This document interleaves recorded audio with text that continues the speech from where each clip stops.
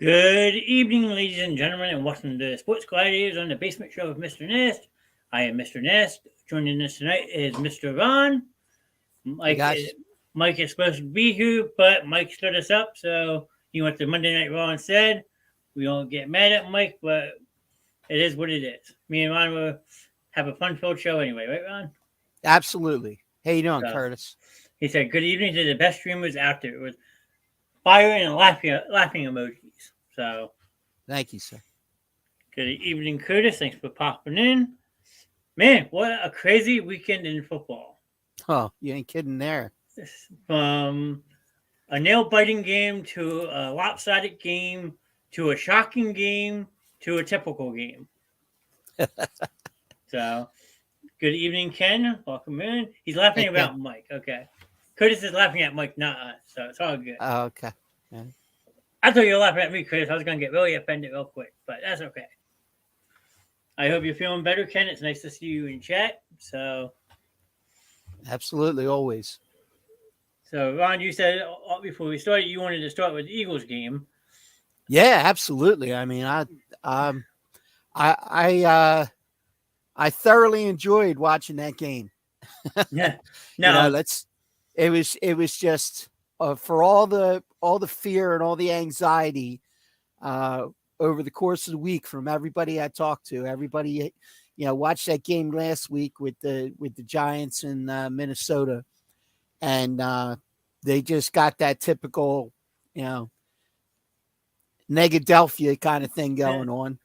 And next thing you know, lo and behold, the Eagles come out and totally smack down the Giants. I yeah. mean, total domination on both sides of the ball.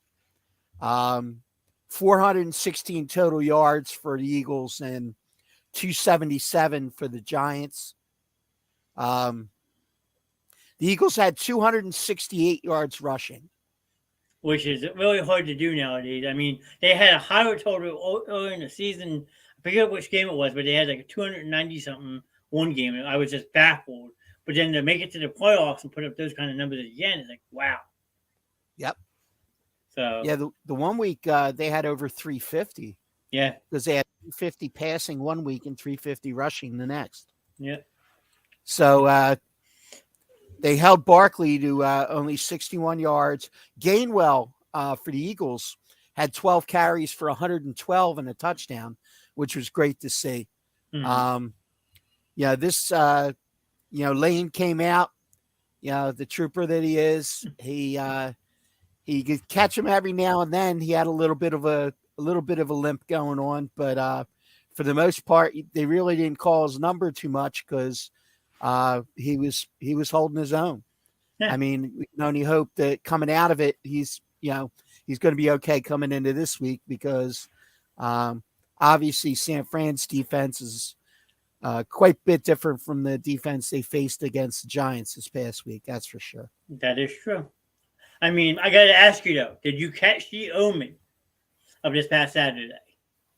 I'm not sure. Okay, well, for those listening, Saturday night's game was 5 years to the day that the Okay. Eagles beat the Vikings in the NFC Championship game, and that add icing on the cake, it was the same identical score. 38-7. How does that happen? That's insane. So I told people if they win next Sunday by a score of 41-33, I'm not watching the Super Bowl. You can mark my words. I will not watch the Super Bowl if the Eagles win the NFC Championship game by a score of 41-33. Not happening. Yeah. So Eli was there. That was the omen. And Eli got plenty of weapon pleasantries. I might add. They Yeah. showed they were doing He, a back and forth on the video screen, and people were booing them, flipping them off, and then they show like a next eagle, and they were all standing up cheering. It was just hysterical. well, when he cried earlier in the week about the little kid flipping him the bird, he was going to get the bird wherever he went while he was there. So And then you had a couple people imitating Nick Sirianni because the Giants coach was like, "Oh, all Nick Sirianni does is eat pizza and prep for a game." So people were eating pizza, like waving to the Giants as they're walking off the field. You uh, got my buddy Jason in here. That's background movie guy. Is a guy I work with. He used to be in movies, So he made a YouTube page based off his acting experience. Oh, okay. So he wants to know what both your thoughts on who is going to the Super Bowl. Wow. Well, Hey, I that's gotta tough. say, you got the four best teams. For all practical purposes, the four best teams are going to be playing this coming weekend. So, I mean, I don't think that the team that's going to win it is going to be any shock to anybody. I think any one of the four teams can step up and play that kind of a game. So, Yeah, what I mean, what do you think, John? I don't know. If I'm Kansas City, I'm definitely worried about Mahomes and his high ankle sprain. Yep. Um, I think Kevin might nail it on the head with this comment. I would have to say Eagles Bengals. So the best two teams right now. Um, Cincinnati stumped Buffalo in Buffalo, and then Yeah. San Francisco really didn't impress me versus Dallas. No, Sure. they did not play well at all. They played good enough to win, but that was it. That wasn't saying much against the total egg that Dallas laid this week. That's for damn sure. Yeah. So Jason, if you're wondering, there's my pick right there. I got Eagles versus Bengals. I'm gonna say I think Mahomes has finds a way to get through this game. I mean, I've been talking all year about Burrow, and although he has been playing good the last few weeks, um, you know, he he just seems to me like he's got one more dud left in him, and he was inconsistent in the first half of the season. So I think I'm going to go Eagles, and I'm going to go KC, and have Andy uh, as an opponent there going into the Super Bowl. So I guess we shall see. We might both be wrong. One of us might be right. Oh, I got a And really, Ron. Yeah, I got the first one of the night. Yes. welcome in, Sheldon. Hey, Sheldon. Um, Thank you, man. I'm glad I got the first one tonight. and we will talk about Zay Thomas in a couple minutes, Ken. I know he does deserve a lot of credit for what he's doing in Cincinnati. I don't know if you saw Ken's comment. If not, I'll pull it up. He wants to Yeah. talk about Zach Thomas. It's supposed to be Zay Thomas, the Cincinnati coach. So Okay. I definitely want to give him some praise, and we will talk about the Bengals as a whole in a couple minutes. Yeah, Yeah. I'm sure you have a very interesting take on that game, as do I. So Yeah. Ken says if Dallas had a kicker, they win. Not the way they played this past week. They needed a quarterback. They didn't need a kicker. oh yeah. I mean, but all things considering, like Dallas's defense kept them in that game. So yeah, you're right. Yeah. 1 2 plays that Dak doesn't make, maybe the other way around. Maybe Dallas is the one Yeah. coming to Philly instead of San Francisco. So I mean, when Prescott goes, 23 for 37 for 206 and two interceptions, and you know, Tony Pollard breaks his leg, and then Elliott gets a whole 26 yards on 10 carries. That's not the recipe to win, especially against a playoff caliber team. mm-hmm. And then Kevin's going back and saying Mahomes won't be able to move on a high ankle sprain. It's almost a break. No way he can be himself. Andy will bench him quickly. And I wouldn't be shocked if they do, because Chad Henne came in that one drive and looked great. Yeah, I mean, he marched down the field 98 yards. Yeah, But the thing is that Andy in his press conference today, pretty much said that Mahomes says he's going to play, and if the doctors clear him to play, they had him taped up pretty good in that second half, and he, although he wasn't overly mobile, he was still dealing the ball, passing wise. So, I don't know if you take the running out of his game, how much that'll affect him going up against Cincinnati's defense. But Cincinnati doesn't seem like they're that high pressure. They're going to try and play that high pressure game against that high powered offense. They're probably going to be more concerned with, getting burnt deep down if he's still able to get the ball down the field. Yeah, but I was saying all day Saturday, Mahomes and that injury reminded me of Donovan McNabb back in 2002. They called it a high ankle sprain, but is the ankle just sprained, or is it actually a break and they're trying to cover it up so people don't blow it out of proportion. Because remember, McNabb sprained his ankle versus Arizona that one year, and it wound up being a full-fledged break. Yep. So I don't want to hear after Yeah. the season, oh, he played for a broken ankle that he has to get surgery. Why didn't you Yeah. say that beforehand? Yeah, Mahomes had an MRI, so they did an MRI and they confirmed the high ankle. So I agree with Kevin. McNabb said he was ready with all the injuries he had in his career, and how many championships games did we lose? Because he wasn't 100%. Yeah, if he had the year when he was injured, like the weeks leading up to the conference championship, and then he all of a sudden declared himself ready to play, and he only played at about 50%. And if if the backup's still in there, I'm trying to think of who. Maybe it was Jeff Garcia.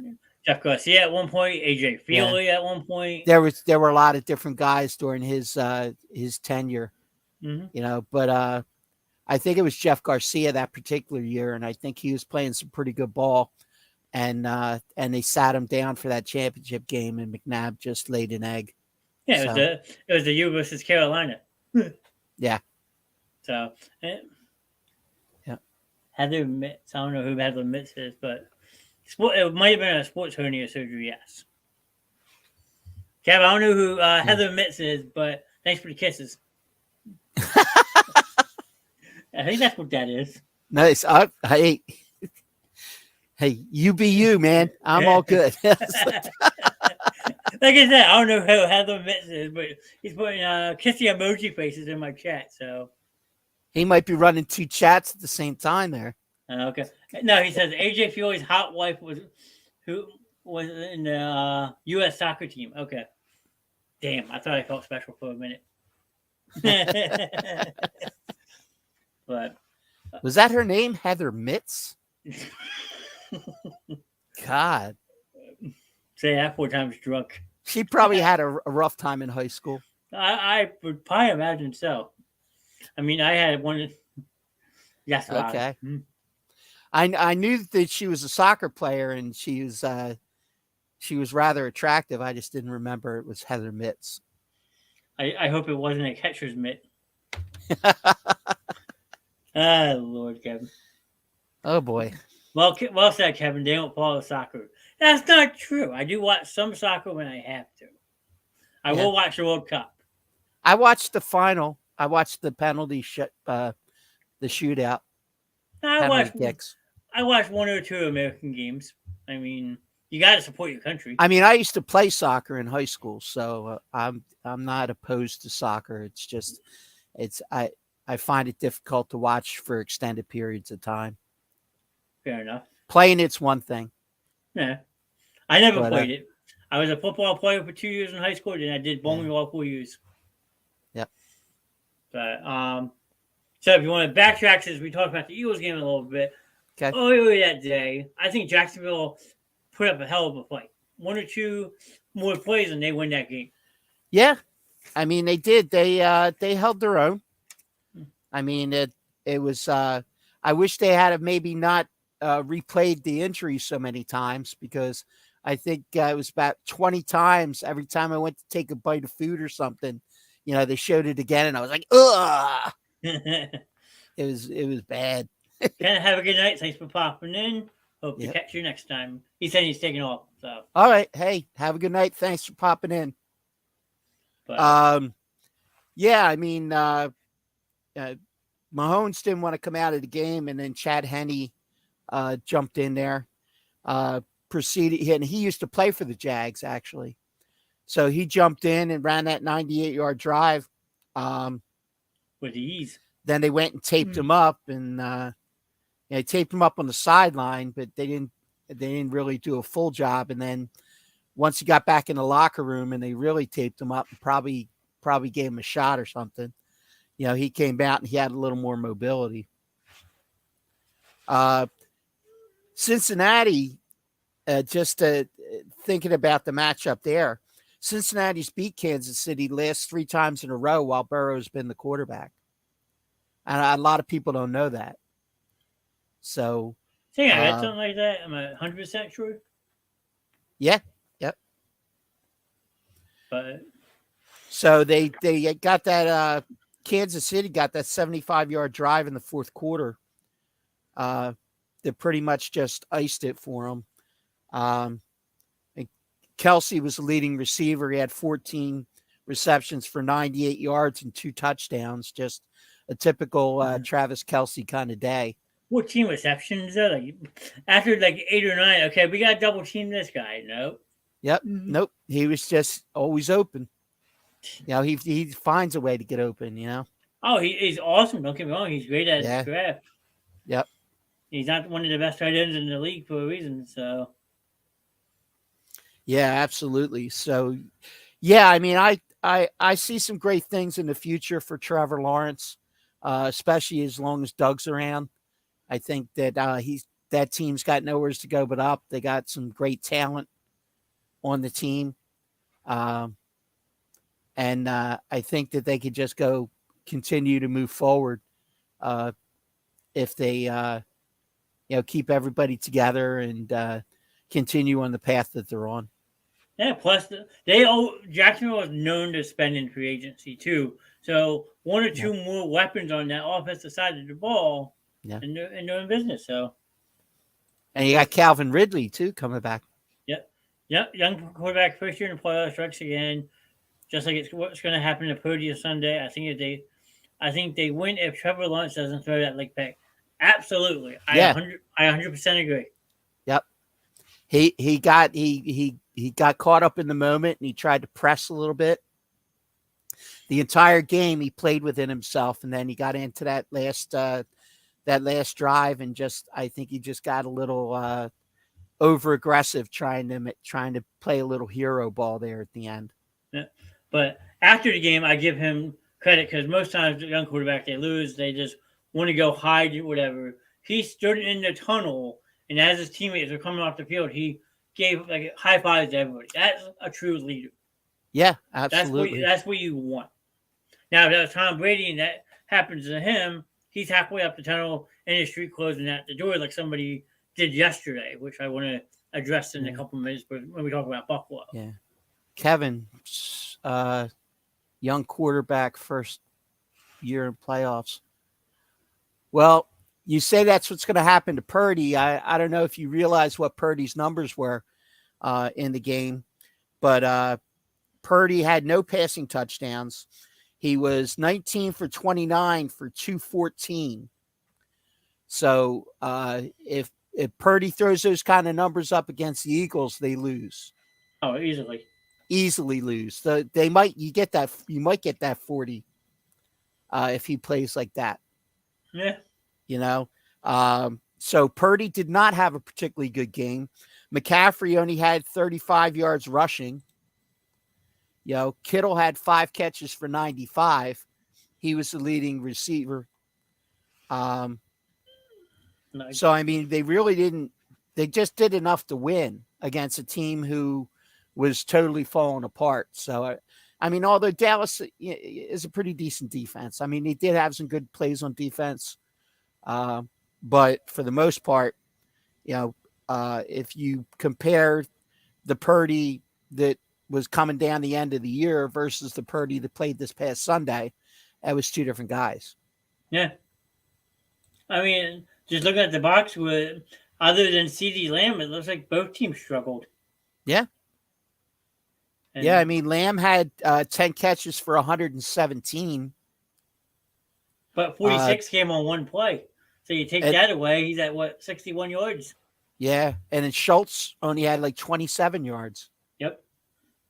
So. Well, Sheldon says it only matters how they play on Sunday. Well, that's true. That is true.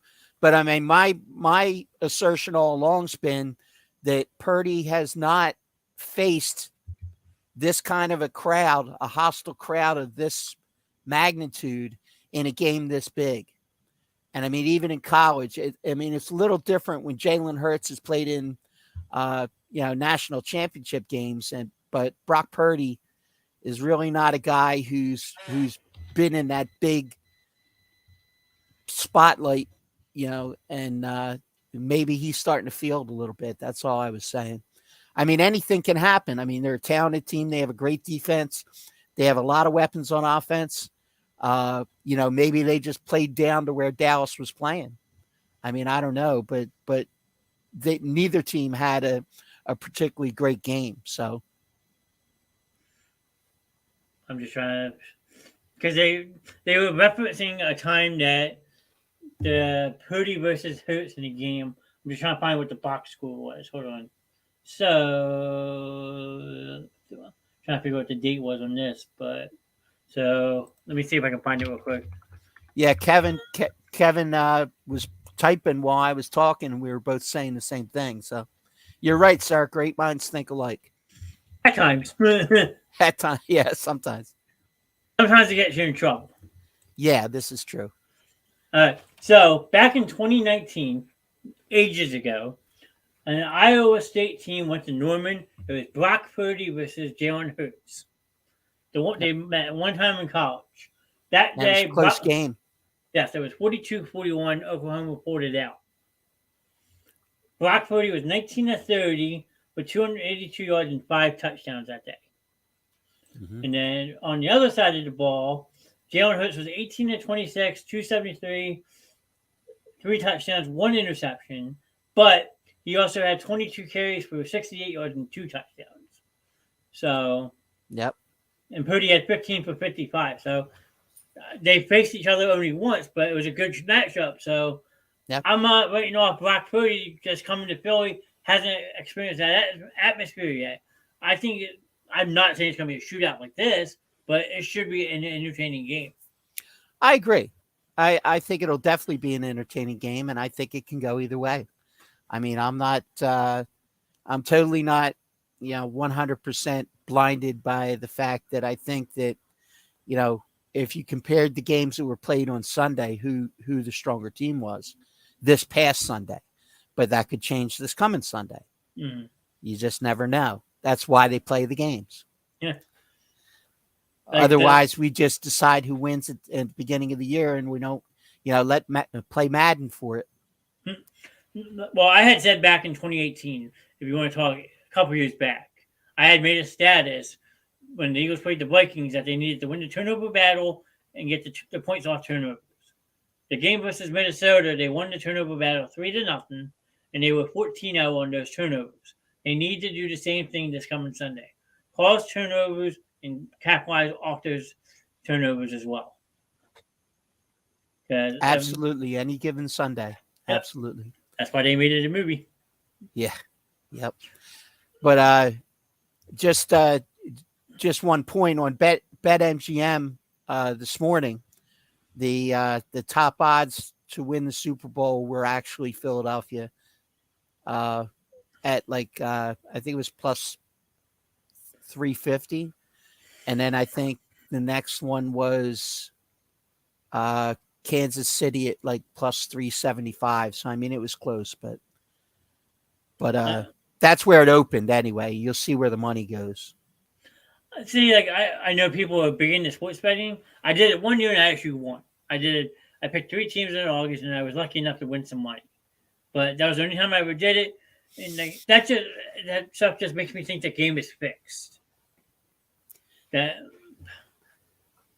I don't know if it's wrong to say that, but you just hear money lines and it was 9-point favorites or over under was 47. It makes you think that the NFL is planning where they want these games to go.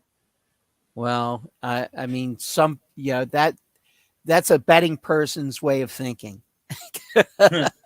Because every betting person thinks that everything is fixed if they don't win. But when you have a tight game, and it is uncanny how good these odds makers are at setting these lines.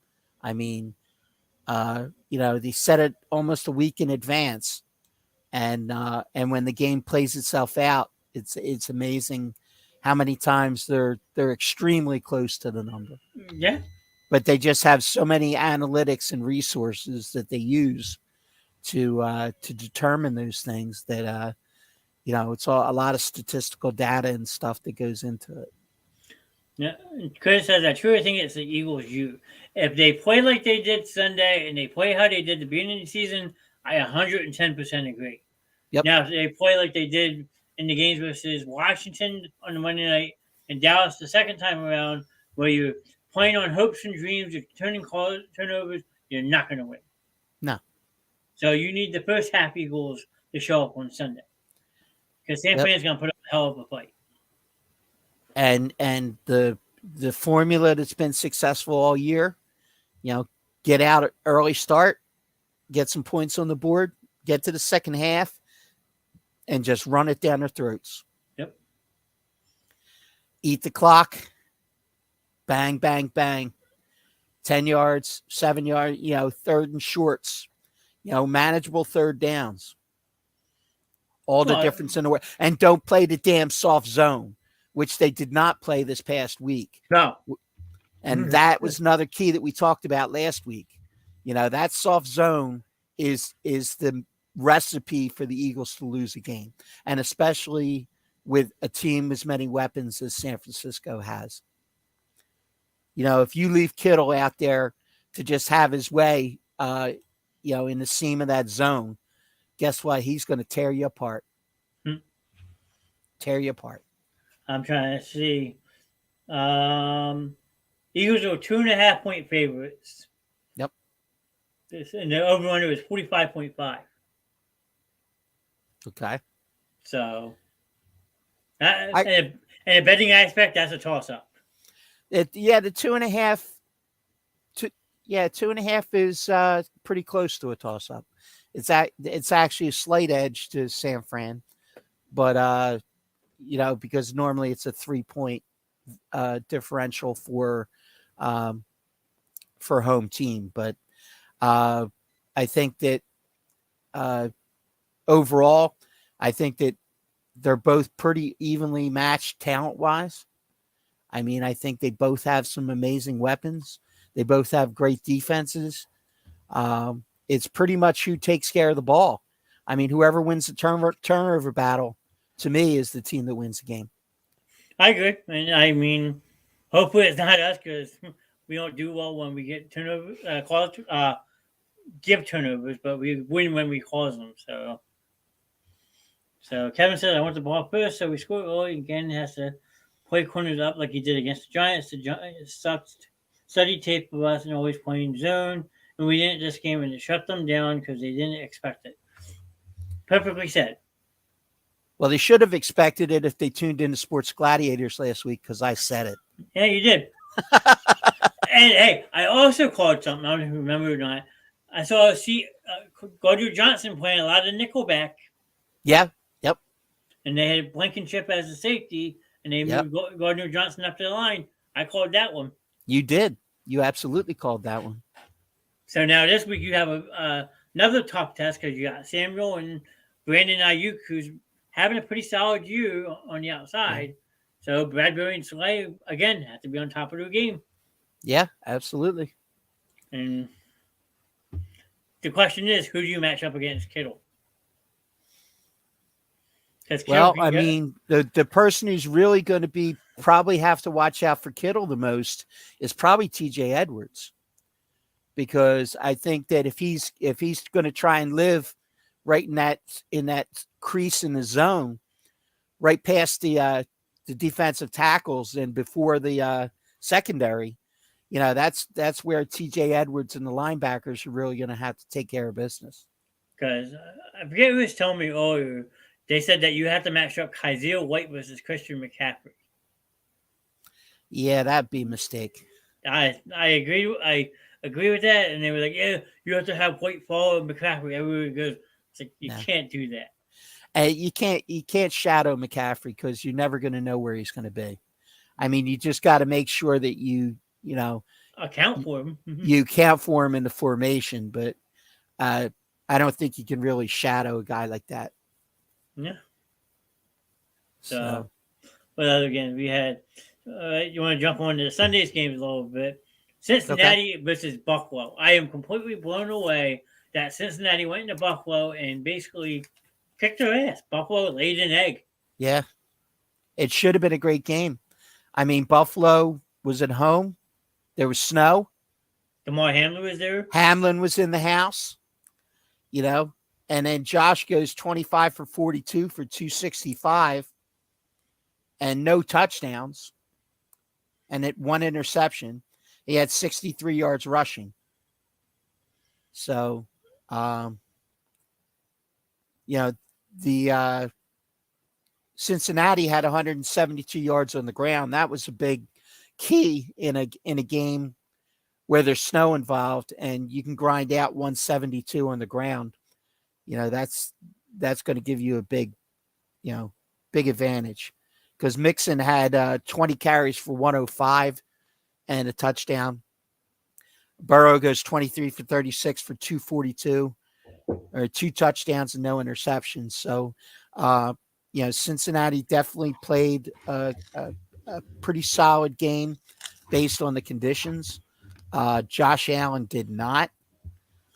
He spread the ball around to a lot of different receivers, but they really weren't executing in the red zone, and they were, failing on drives. They'd get a drive going and just putter out. So they just totally surprised me. I thought Buffalo was really going to make it a game.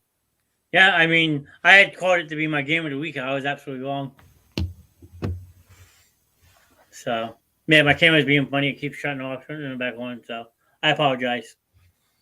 I'm not leaving you on purpose, I promise. That's fine.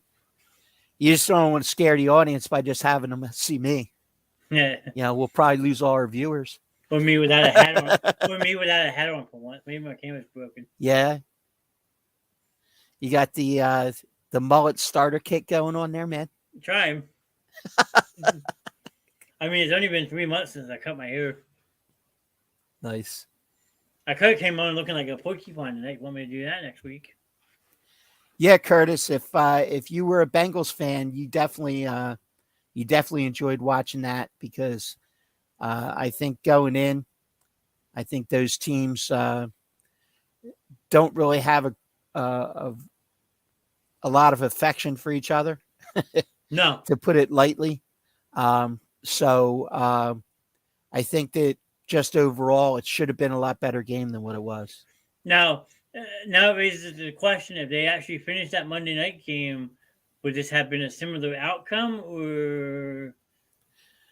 It's hard to say. Mm-hmm. Hard to say. The way Cincinnati looked yesterday, it's like, holy shit! Like it makes you wonder almost. Yeah, I mean they were leading at the time, but it was only 7-3. Yeah, they haven't gotten through the first quarter yet. So yeah, so anything could have happened there, but to see Josh Allen come up small in a game like that, just it was disappointing. Now, is that on him, Sean McDermott, or Ken Dorsey? I think it's on the coaching. I think because they went into the game and they ignored the conditions and they just figured we're going to play our regular offense. And I mean, you really can't. And I mean, Cincinnati adjusted and they were grinding the ball out on the ground. They were running short passing plays. They were executing better based on the field conditions. So I think that it's a failure by Buffalo's coaches because they thought that you can just trot Josh out there and he'll just do it all. And he can't do it by himself. And he, certainly shouldn't have had to been throwing the ball as many times as he was based on those conditions. Yeah. Curtis, hey, wish Josh Allen did that against my Dolphins. Well, he kind of did. He had 2 turnovers. You guys sacked him 7 times. It's just inexperience at the quarterback position cost you that game, Curtis. If you guys have Tua in that game, you guys win. Probably. Absolutely. I think if Tua or even Teddy started that game versus Buffalo, they win. Yeah. They could have won either way. That's for sure. That's just my opinion. But no, I agree with you. Buffalo, in the 2 games they played, proved that they weren't capable of handling big games. They got lucky against Miami and shit the bed yesterday. That happened 3, 4, 5 weeks ago. They're not even in the playoffs. Yeah. Because at one point, Miami was leading that division at one point. Then the injuries piled up and took Miami out of contention. And Buffalo kind of backdoored their way in. Yep. So I'm glad Curtis says very true. Makes me feel happy. There you go. See? But it was definitely not the game I was expecting. No, And not and at they all. and Charlie Weiss, I listened to the coach's take on Monday mornings on Sirius XM. They got Charlie Weiss on there, and he says it best. You play in the northern part of the U.S. and snow and all that, you have to be able to run the ball. Exactly. And Buffalo lacks that severely. Right. They need that ground pounding, hard nosed running back that they haven't had since probably Thurman Thomas or Marshawn Lynch left that team. Well, I don't know. Shady McCoy had a couple good years there. Yeah, but he's not that bruiser type back. No, I mean he's not the big bruiser, but he was very key to the. They definitely had a running game while he was there. I mean, they didn't strictly rely on the pass and on the quarterback scrambling around. Yeah, I mean, if you want to talk that, then you might as well say how much they won that trade with Philly. Kiko Alonso, give me a break. Oh, jeez. I get sick when I hear the name. Moving on. Oh my God. We don't need Ron getting sick on the show. No, it's not a pre-site. But I just remember that trade was like, you're going to trade your all-pro back for a linebacker who's not proven. Yeah. What are you doing? You got to check him. What is this guy? Here I am at Raw. Can you guys hear me? Because I can't hear you. Good. What are you doing? Yeah, Guys, we shake got your you. hand. Can you guys hear me? What's going on, guys? Look at this. Nice. Nice. I just wanted to check. I can't hear you guys, but I just wanted to check in with you guys, let you know about wrestling that's going on. Love you guys. Hope your show's going great. I'll watch it later. All right, bye. All right, See ya. Sorry about that. There's a live report from Monday Night Raw in Philadelphia. Unexpected. We promised we did not plan that, so we apologize if anyone's offended to see Mike's ugly mug that up close and personal. But I'm at a loss for words. I don't know what to say.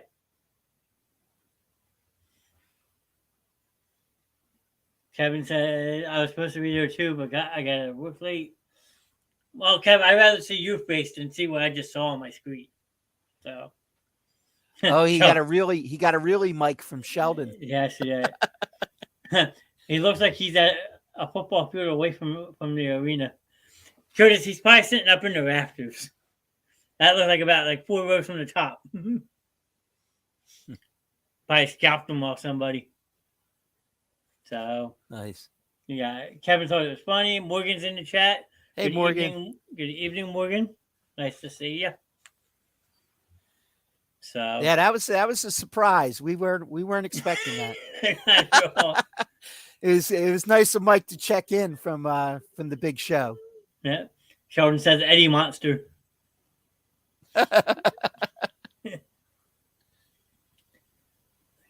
See, I knew it. Kevin, you just sold out Mike. Look at that. Yeah. See. So, all right, Samantha got it right. That's my sister. She actually sent out a message to everybody in our family. It's my 2-year-old niece saying Cowboys suck balls. And my niece is only 2 years old. So nice. So well, you got to start training them early. Yeah, but how early is early? How else are you going to be able to flip Eli off when you're 11? You need training, man. Exactly. Teach them while they're young.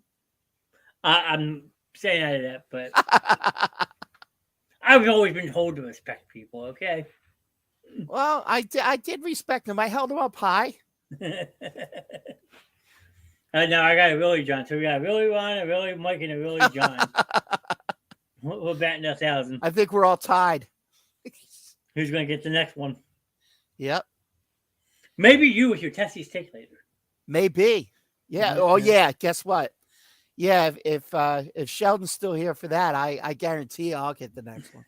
You just did.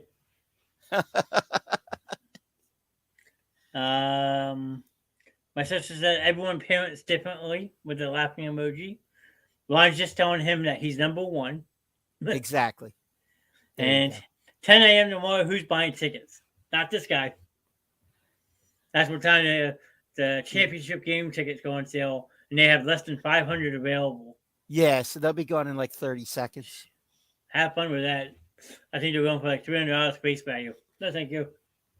Well, actually, I'll be in Myrtle Beach, so we very after.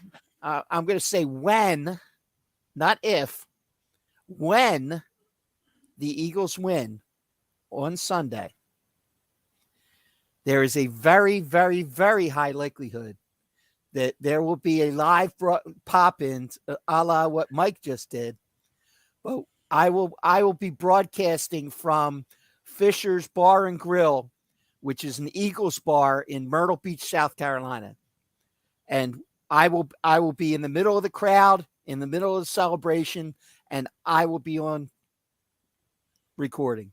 So you have if Eagles win when the Eagles win Sunday night, we'll pick a time. We'll figure out what time we have to do it. Say 6:30. Be around 6 o'clock, 6:30 maybe. There will be a live special on location show with Ron being in Myrtle Beach. I'll find somewhere to broadcast, and we will bring you a special Sports Gladiators Sunday night while we watch the AFC game. Can't promise it'll be a long show or a coherent show. It'll be a pop-in for me because I got to golf all morning, and then I gotta watch the Eagles dismantle the Niners, and then I may have a beverage or two somewhere in between there. Kevin says he's so pissed I haven't made the trip yet. Yeah, we'll get you there one of these times, Kev. That when the 40. Oh, we got Lalo saying that when the Niners win. Ah, okay. That coming from a Saints fan whose team's not even in the playoffs. Yeah. Boy, I'll tell you. I see how it is, Lalo. Yeah, see? He's still holding grudges that we made him come on with a Tampa Bay hat when they lost the bet.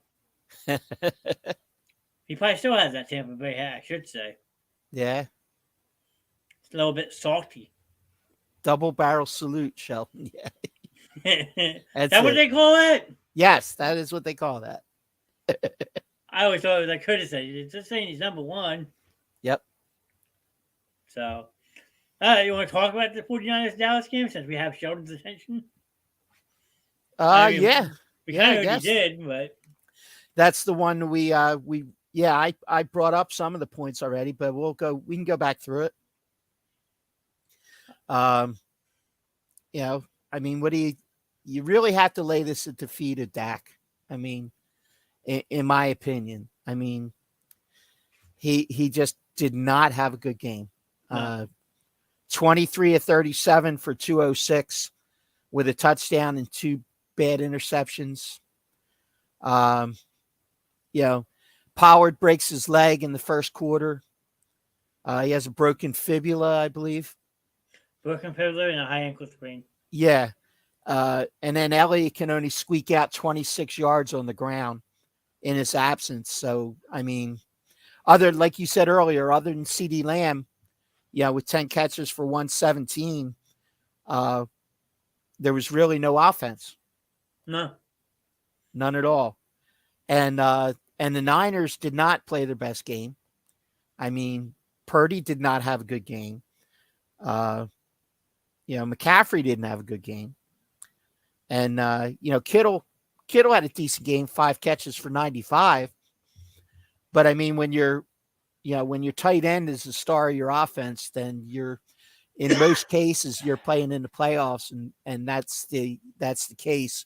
You're probably going to lose that game. But luckily, Dallas played worse. I guess in their opinion, anyway. Gotcha. A lot of them saying Cali for the win. Sorry, Johnny. Or else it would have been Eagles. So he's rooting for his hometown team. Okay. Home state that's team. fair. I'll let you have a pass. That's fair. Absolutely. Even though we're from Jersey, we still root for a Pennsylvania team. This is true.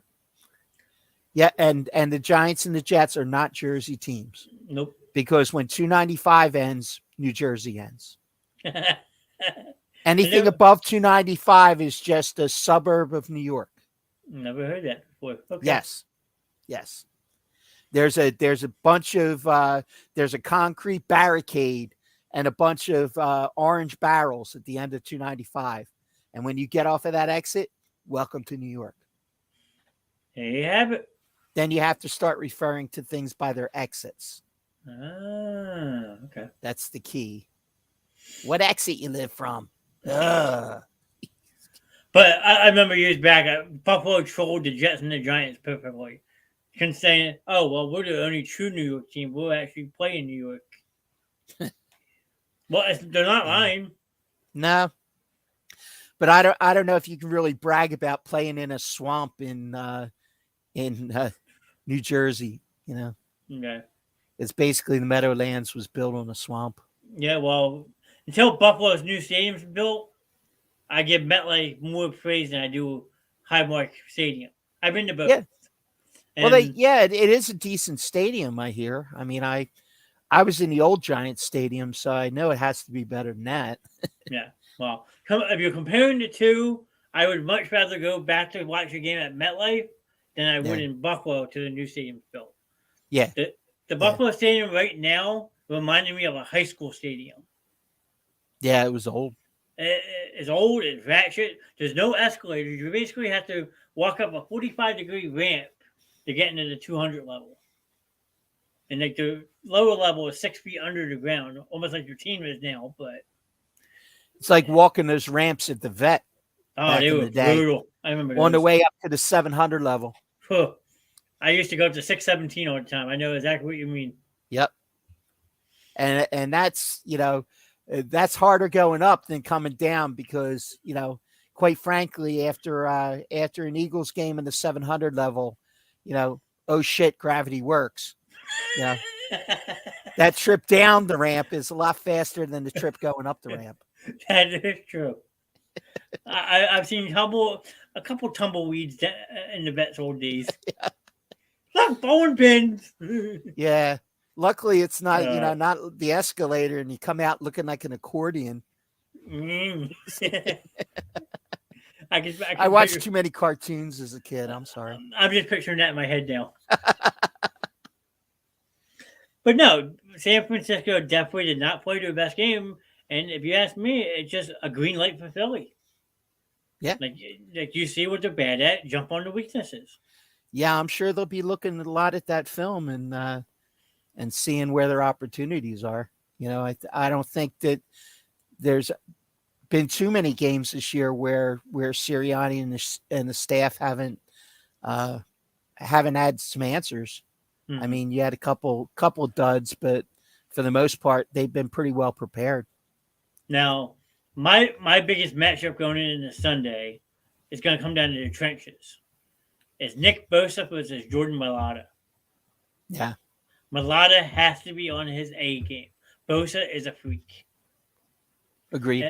If not, Bosa is going to rip Mailata a new one, and we're in trouble. Unless Hurts can get out on the other side of that field. But then on the other side, you have Lane Johnson, who's still not going to be 100%. So, right, but he didn't give up. He really didn't give up any sacks this past week. So, that is I mean, true. He's at least playing at some kind of a level. Funny thing, I found out I work with a bunch of 49ers fans all of a sudden. Yeah, that's called bandwagon. Yep. I can spell it for you if you need me to, Lotto. I don't think you want me to, but well. Go ahead. I'm sorry. No, I was going to say the other matchup is on the other side of the ball. Hassan Reddick versus Trent Williams is going to be another very key matchup for this game. Yep. Because Trent Williams is an all-pro tackle, and Reddick's having an all-pro U. So seeing those two go at it is going to be great. Yeah. That you're right. I mean, the offensive, defensive lines are going to be a big key in this game, I think, for sure. But I think that the one thing that Gannon has to do is he's going to have to play a very similar style than he played this past week. You got to stay away from that soft zone, get up on the line a little bit, play a little more man, blanket ship at safety, leave Garner Johnson in that nickel position. Mm-hmm. That worked out pretty well. I think that that's probably the same way to go this week as well. And then, I don't know if you know or not, they actually also elevated Anthony Harris this past Right. weekend as another depth safety that allows you to play CJ at that nickelback. Right. Because if absolute Blankenship needed a breather, you have another veteran safety now with Anthony Harris in the mix. Well, the thing is with these wide receivers and with these guys stretching the field, you want to be able to have a little bit of a rotation back there, just in case, you get situations where they try and win somebody and then try and take one deep, because they've done that a couple times during the course of the year, where they'll run 2 or 3 stretch plays, and then they'll bang something down the middle on a go route and end up out scoring touchdowns. Yeah. Now going back to Dallas for a minute, if I can, they have a lot of questions themselves going into this offseason. Like, the biggest one that everyone's questioning right now is the running back situation. I don't know if you're going to address that in Tessie's take or not, but Pollard's a free agent after this year, and Elliott has proven that he's slowing down. Yeah. So, with Pollard now getting hurt, do you just franchise tag him for a 1-year deal, or do you try to lock him up long-term now and then maybe explore options to get rid of Zeke? I think that's exactly what's going to happen, John. I think that they're definitely going to tag Pollard, and they're going to, get him on a year, providing he, his recovery goes well. I think they're going to tag Pollard and keep him for 1 more year, and they could move Zeke. I think that it's pretty clear that Zeke is nearing the end, but I think there's teams out there that would still take a risk on him. But he has just not been effective in that offense this year at all. So I know Sheldon's going to drop a Billy John, but I have to agree. I mean, Zeke's proven that he's taking a step back this year. Rumors of Sean Payton coming back to New Orleans start. I know it's off topic. I don't see him going back to New Orleans. No, I think it wasn't a good breakup, really, honestly. No, between him and Mickey Loomis, no. No, not at all. I think they stick with Dennis Allen for at least 1 more year. And I think Peyton has his eye on a couple other different jobs. So that he does. I mean, and they said that Peyton should be making a decision soon, because once he makes a decision, or now that Dan Quinn's done with Dallas for the year, his name gets thrown in the mix with some of these jobs. Yeah.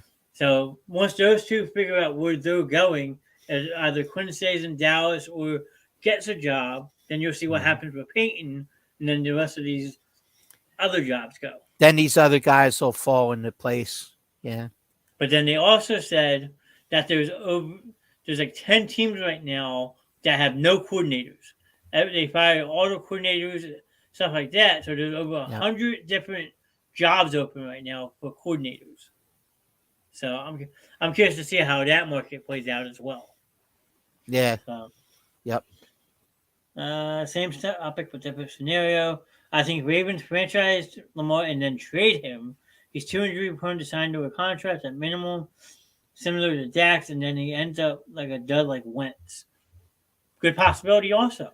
Well, but the problem is if you franchise Lamar, it's going to cost you about 40 some $40 million. Yeah. To franchise him for a year. And honestly, if they're going to do that, they might just as well keep him for another year, because the situation is that they're going to have a decision to make at some point. They've built that entire team around Lamar, and then to just to tear him out of there, they're pretty much going to have to start from scratch. And Sheldon's saying Dak has to go. I think they're investing too much into him. I think you stuck with him. Sheldon, you might not like dislike my take as much as I think you are. But it's better than I agree with you. He said, but it's better than having a player like Dak for $400 million. Yeah, but Dak's salary is only, well, it's 31 million a year, but then he had a 66 $1 million signing bonus, which is spread over the course of the contract. And he's got over 100 million guaranteed, I think. And said Jerry can get out after next year. And Jerry didn't want to do that deal, and after yesterday, he definitely regrets it. Good possibility. Yeah, I think people are ready. Are you ready, Ron? You want to do Tessie Steak? sure. Why not? All right. I'm going to step out for a second. We're going to do the second week of this new segment. It's called Tessie's Take. Ron's going to have the floor on his own for however long he wants. And I will be back once Ron's good to go. But till then, we'll be right back.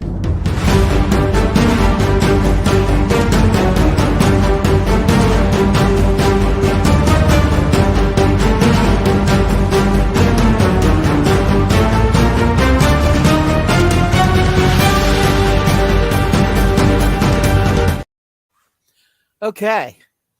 Well, since what we were just talking about kind of leads into what I wanted to talk about this week on Testing Steak, let's talk about Mr. Prescott. So you take a quarterback and you sign him to an extension that pays him approximately, it's about $31 million a year, $66 million signing bonus, $126 million guaranteed.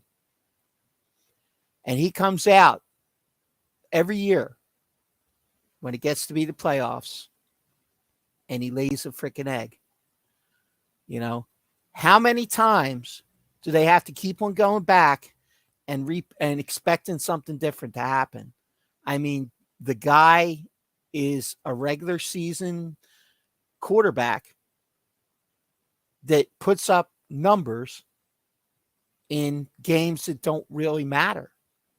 I mean, but then you get to the big money games and he's nowhere to be found. I mean, he's 2-3. His playoff record's 2-3. Other than Tampa Bay, who he beat this year, which was his second playoff win ever, he eked out in 2018, he eked out a 24-22 win against a wild card team when they were a top seed against Seattle. And those are the only two times that Dak Prescott has won a playoff game. Okay. The Cowboys haven't made it to the conference championship since 1995. 1995. That has a 1 at the front, not a 2. 1995. Okay. This team has just not performed in the playoffs. And it was a Tony Romo problem, and then it was Dak Prescott problem. You know, Romo had some success. Absolutely. He did. He had a great team around him. But when it come to playoff time, I mean, he was the opposite of Mr. October, Mr. November. Yeah, he was more not Mr. November or Mr. December. You know, that's what it comes down to. I mean, seriously. I mean, since 2016, when Dak started, they're 18-24 against winning teams with a winning record for a winning percentage of .428. He doesn't beat the good teams. He beats the tomato cans. He'll eke out a win against a good team here and there. But come on, man. $160 million. You don't pay $160 million for a guy who's not going to get you there. You just don't. I can't believe that they signed him to this extension, but he was backed into a corner. Jerry Jones had no choice. He didn't have a viable option. So he paid the money. And now he's going to pay the price for at least 2 more years before he can get out from under this contract, because the dead cap money would be about $89 million if they tried to part ways with him at this point. So he is there for at least 2 more years.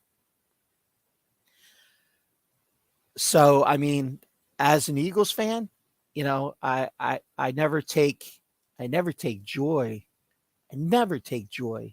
at the suffering of Dallas. Okay, I'm crossing my fingers, by the way. I'm crossing my legs too. But anyway, come on, man. You got to do better. They got to get a quarterback that can play in the big game, that can play under the spotlight, and it's not going to tighten up and choke every year when it gets to be crunch time. And that's Tessing's take for this week.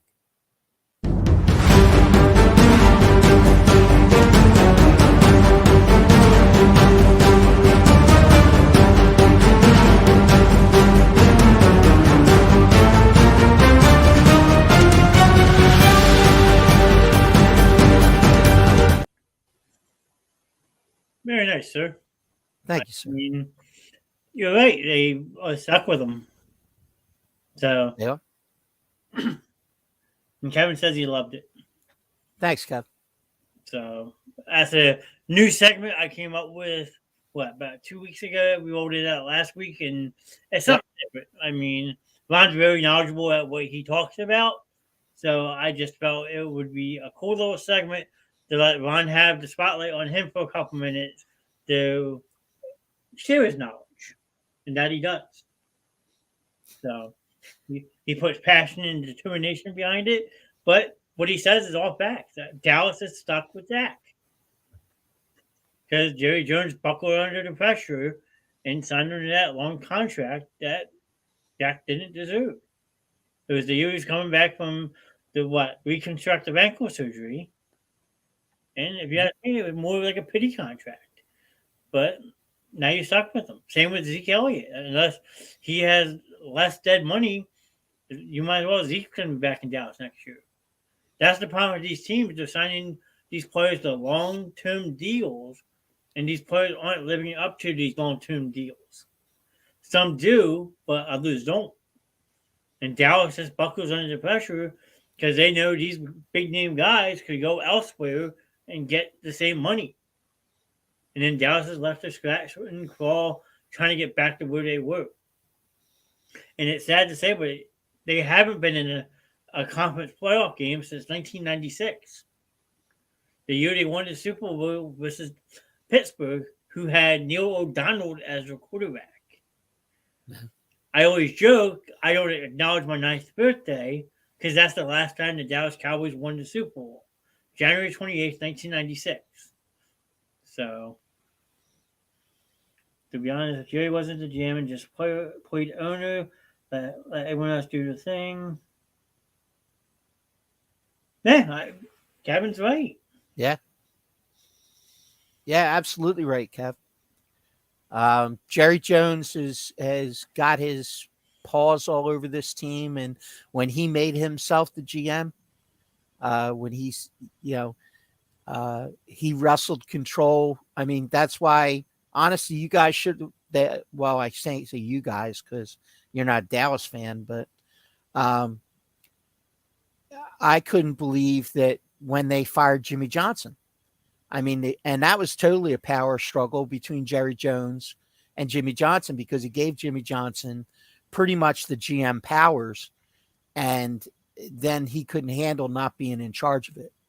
So there was a push back and forth every time there was a decision to be made, and you took a coach that probably could have took you to 2 more Super Bowls, and you showed him the door, and then you got a yes man like Barry Switzer, who was just there to say yes, Jerry, yes, Jerry, yes, Jerry, or some of the other flower pots that they trotted through there, who were just there as figureheads when Jerry was making all the decisions. Dave Campo, who else? Yeah. There's a bunch of them. But Wade Phillips, another one. Dave Campo, Barry Switzer. Yeah, there was a whole slew of them. Jason So, Garrett to an extent. I still think it's funny that Switzer thinks he actually won a Super Bowl. Yeah. Yeah. I agree with you there. That was all Jerry Jones pretty much. But like, if you honestly think about it, though, that's kind of what we have right now in Philly. Sirianni is just a coach. He don't get involved with the front office decisions or the draft process. He lets those guys handle it, and then he just comes back and coaches these players up. Yep. And sometimes there's only a handful of coaches that really have earned that amount of power. I mean, Andy Reid is one of them. Oh, he's top of the echelon. Absolutely, first ballot Hall of Fame coach, and he warrants that. There's been other coaches that have had that, like to an extent. Belichick. Belichick made a lot of personnel decisions. Bill Parcells, when he was coaching, when he was with the Jets, he had a lot of say in personnel. There's some other ones that you could cite as well. John Gruden also. So there's certain coaches that I think can handle that. There's other coaches, especially newer coaches, who really their main focus should be on coaching and just being that, for what it's worth, the CEO of the sideline. Have an offensive coordinator that's calling the plays. Have a defensive coordinator who's strong, and then you touch everything, but you're not necessarily the guy who's sitting there watching the clock and calling every play, because that takes a certain kind of coach. And these guys that are just starting out in the business, it's a challenge for them to do that. Yeah, I'll give you a perfect example who tried to get power hungry. Chip Kelly. Yep. Chip Kelly tried to run this team from the sidelines and then up in the booth as well, and you see what happened. Had one good year, well, 2 years, he went 10-6. Yep. His third and final year, he got that too much of that power hungry strive, and what he wanted to finishing 4-12. Yep. So all that success you had in the first 2 years, going 10-6 both years, is now gone because you got ego. You got too much in your head. You locked Harry Roseman in a closet and didn't let him out. Yep. And now that he's out in that closet, in a sense, look what he's done in the last 7-10 years. He's turned Hey, don't say closet, man. I get flashbacks. Yeah, but you know what I'm trying to say. Yeah, I got you.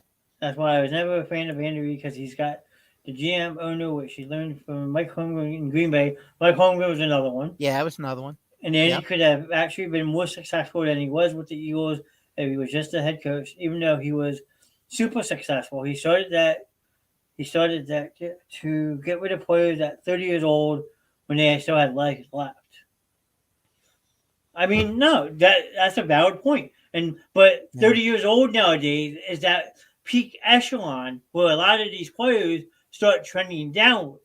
Mm-hmm. So if you can get out from under a player who's over the age of 30, sure, they might have some tread left, but they're not playing at that high level they once were.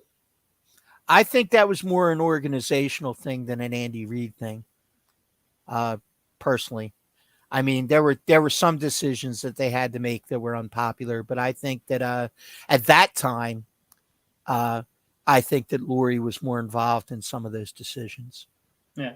But then you got someone like Chip Kelly that comes in, and you're trading Deshaun Jackson, who's only 25, and getting rid of LaShawn McCoy, who's only 26.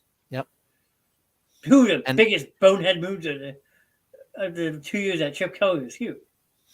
Well, and I think one of the worst decisions they made ever had to do with age thing when they let Dawkins walk. Yeah. But yeah, because Dawkins still had 2-3 good years in Denver. Yeah, two Pro Bowl years in Denver. I still remember, what was it? December 27th, 2010. His first ever game back in Philly as a Denver Bronco. I actually was there. And that place gave him a standing ovation as a shout. Which he deserved. Absolutely. Yep, dog. Dude, that's like Rain Man action. You remember in that dates and stuff, man. What's up with that? I'm a very good driver. Very good driver. Got to get to Kmart. These are not my shorts. My parents laugh at me all the time because we'll be sitting watching the draft, and someone will get drafted, and people will be like, "Who's this?" And I'll just riddle off like a whole stat line of the player. They look at me, "Who the hell are you?" Well, you guys taught me numbers, so now I study them. I can't help it. Trust me, I wish I some of the useless information I have in my head. I get picked on all the time because somebody will rattle something off, and I'll answer it, and they'll go like, "You shouldn't know that." Kevin's asking me how many toothpicks are on the floor. Am I supposed to know this reference? Like 274 toothpicks. 274. I didn't know if I was supposed to know that reference or not. Yeah. So Gotta get to Wapner. Whatever you have Kevin have against me is you guys. So I'm saying that. That's the Rain Man reference. Okay. I read half the book. I never watched the movie though. The movie's a good watch though. Definitely. Dustin Hoffman, great performance. So I'll add it to my list. Okay, we'll start talking about Rain Man, but thanks, Kev. I appreciate it. So you were picking on me because I have sticky notes next to me.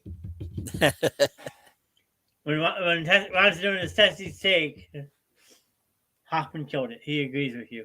Yep, absolutely. Academy Award win. I did win an award for that. So I'm going to open my ESPN app real quick and see if there's anything big in the news. I know there was one major upset last night. I don't know how much you watch college basketball. Yes. The unranked Temple Owls beating the number one team in the country. And then they posted on their social media at the Phillies, "You're welcome. We avenged your loss." Oh, wow. Oh, okay. They hit him up on Twitter. A little cocky, but okay. Hey, they deserve to be cocky after pulling that win off. Even though it was only a 1-point win, it was still a great win against the number one team in the country. Oh, absolutely. So, looks like there was a trade in the major leagues today with Minnesota and Kansas City. Okay. Twins acquired outfielder Michael A. Taylor and they trade with the Kansas City Royals for 2 prospects. Is that the Michael Taylor that played for the Mets? Possibly. He's I thought he was a center fielder, but I mean Michael Taylor is such a common name. I mean you're right. It's a center fielder. Yeah. And then the one that really baffled my mind was the Marlins making a trade for AL batting champ. How are you going to trade a batting champ? Yeah, what's up with that? I mean, it seemed like it was just like a 1-for-1 deal. Let's see if I can find it. Hold on. Huh. No. Thanks, Kev. But it just didn't make sense. Like I read it online the other day. Yeah. I probably missed this last week, but where do you play? Where does Brady play next season? Mm-hmm. Good question. Wherever he damn well wants. Yeah, I mean he calls his shot. But it has to be someplace with some cap room because he's going to want to bring guys with him. Lalo says on the couch. On the couch. If he's smart, yes, but he's not smart. Well, if he's smart, he'd be in the broadcasting booth making $140 million. But because he's got a standing offer for whenever he decides to retire to broadcast, and he's getting a Romo level contract. Mm-hmm. Kevin says Miami because Tua is done and it's the same state he's in. That's one possibility. Because they did mention the other day how Brady has a property in Miami. Brady wanted to play for the Dolphins, and as a matter of fact, the Dolphins offered him as well, supposedly, because this was all happening under the table. Supposedly, they were going to offer him a part ownership in the team to come to Miami. Interesting. So, but the only problem is if he takes that broadcasting deal, then he has to divest from that.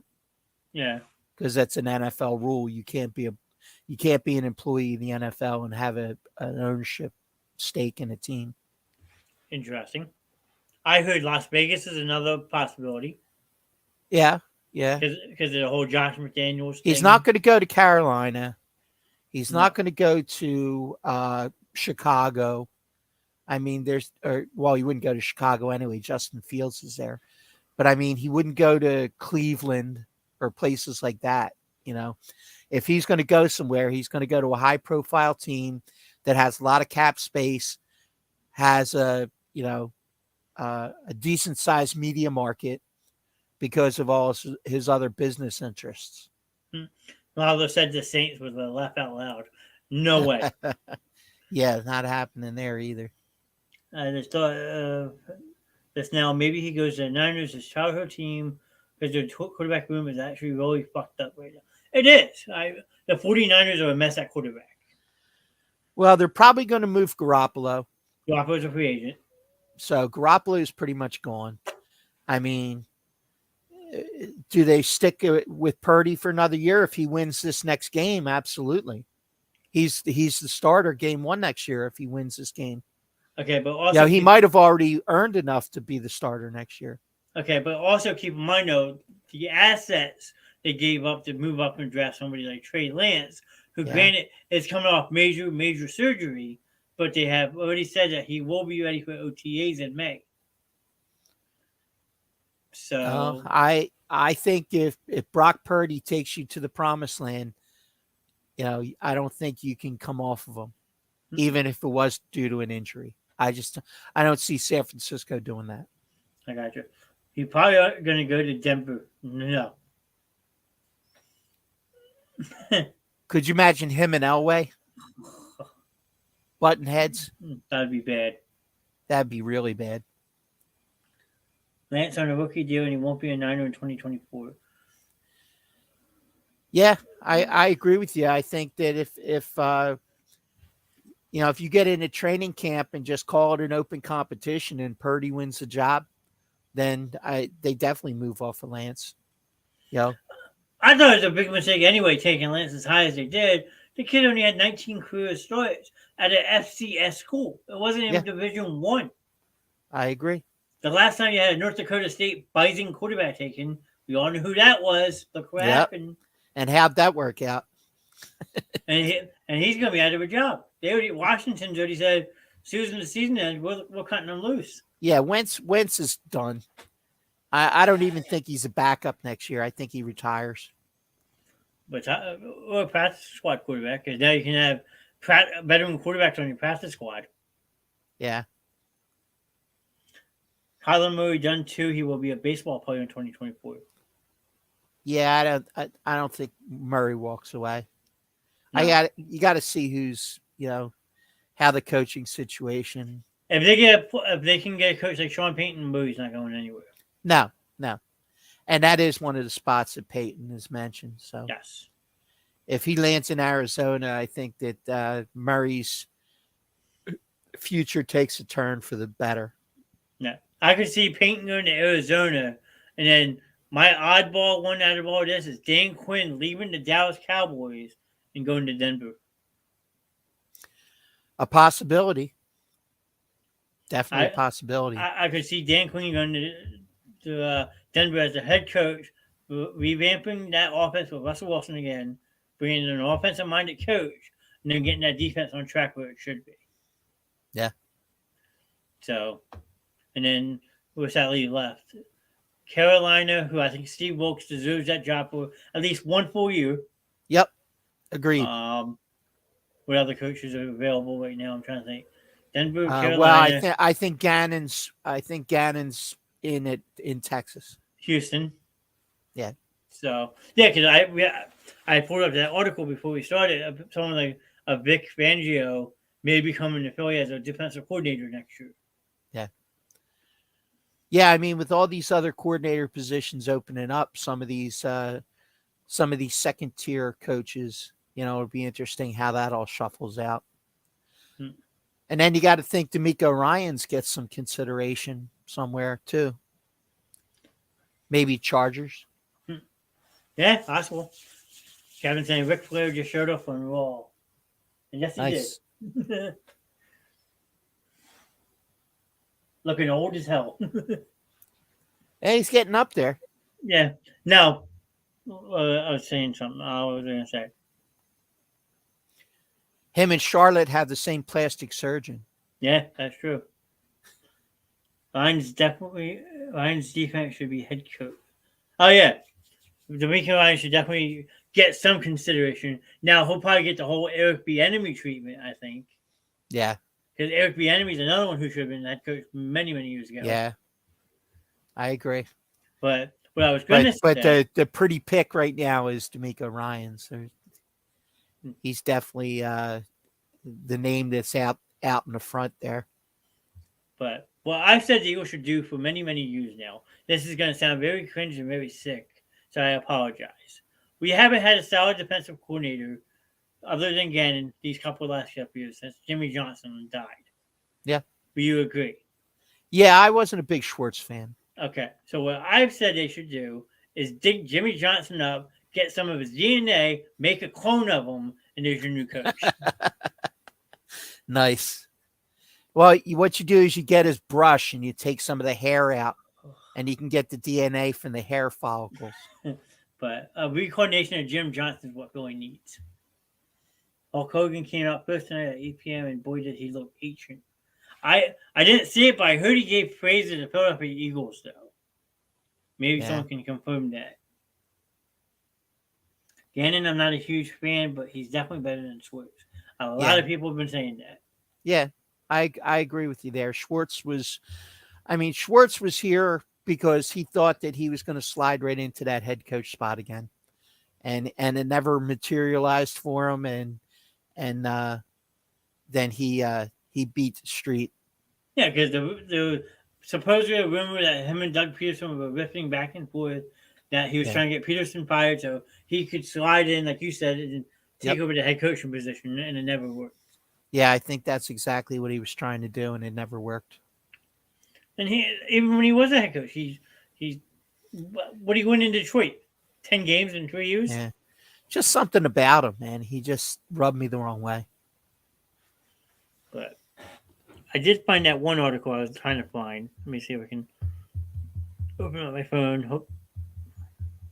So, the Marlins in trade executed a large rumor trade on Friday with AL batting champion Luis Arraez heading to Miami for Pablo Lopez and a pair of prospects. And Arraez just won the AL batting title in 2022. Wow. So why would you? I don't understand why Minnesota would do that. Well, what position did he play? Let's see. Hold on. Because Minnesota had a couple acquisitions. Maybe there was a jam up at a position. He's a first baseman. Yeah, see, there you go. I think that Minnesota just picked up, wasn't it? Oh, shoot. Who did they pick up? Oh, no, I have to look. They picked up a big bat, and maybe he plays first. I can't think of who it is. I'm just blanking on it right now. I'll have to look. I think Schwartz just got hired by Cleveland, if I'm not mistaken. Really? Yeah, he got hired last week, I think. Kevin's right. See if I can find it for you. Cabrera, right. Didn't Cabrera go to Minnesota? Maybe. I know Carlos Correa signed, but he's a third baseman, ain't he? Yeah. So I would have to look on that. Jim Schwartz. Let's see. Yeah, he is an American football coach who is the defensive coordinator for the Cleveland Browns. Yep, that's what I thought. I didn't hear that happen. Wow. Yeah, I think it was last week. It wasn't a lot of fanfare around it. I mean, it's Cleveland, for God's sakes. Yeah, that is true.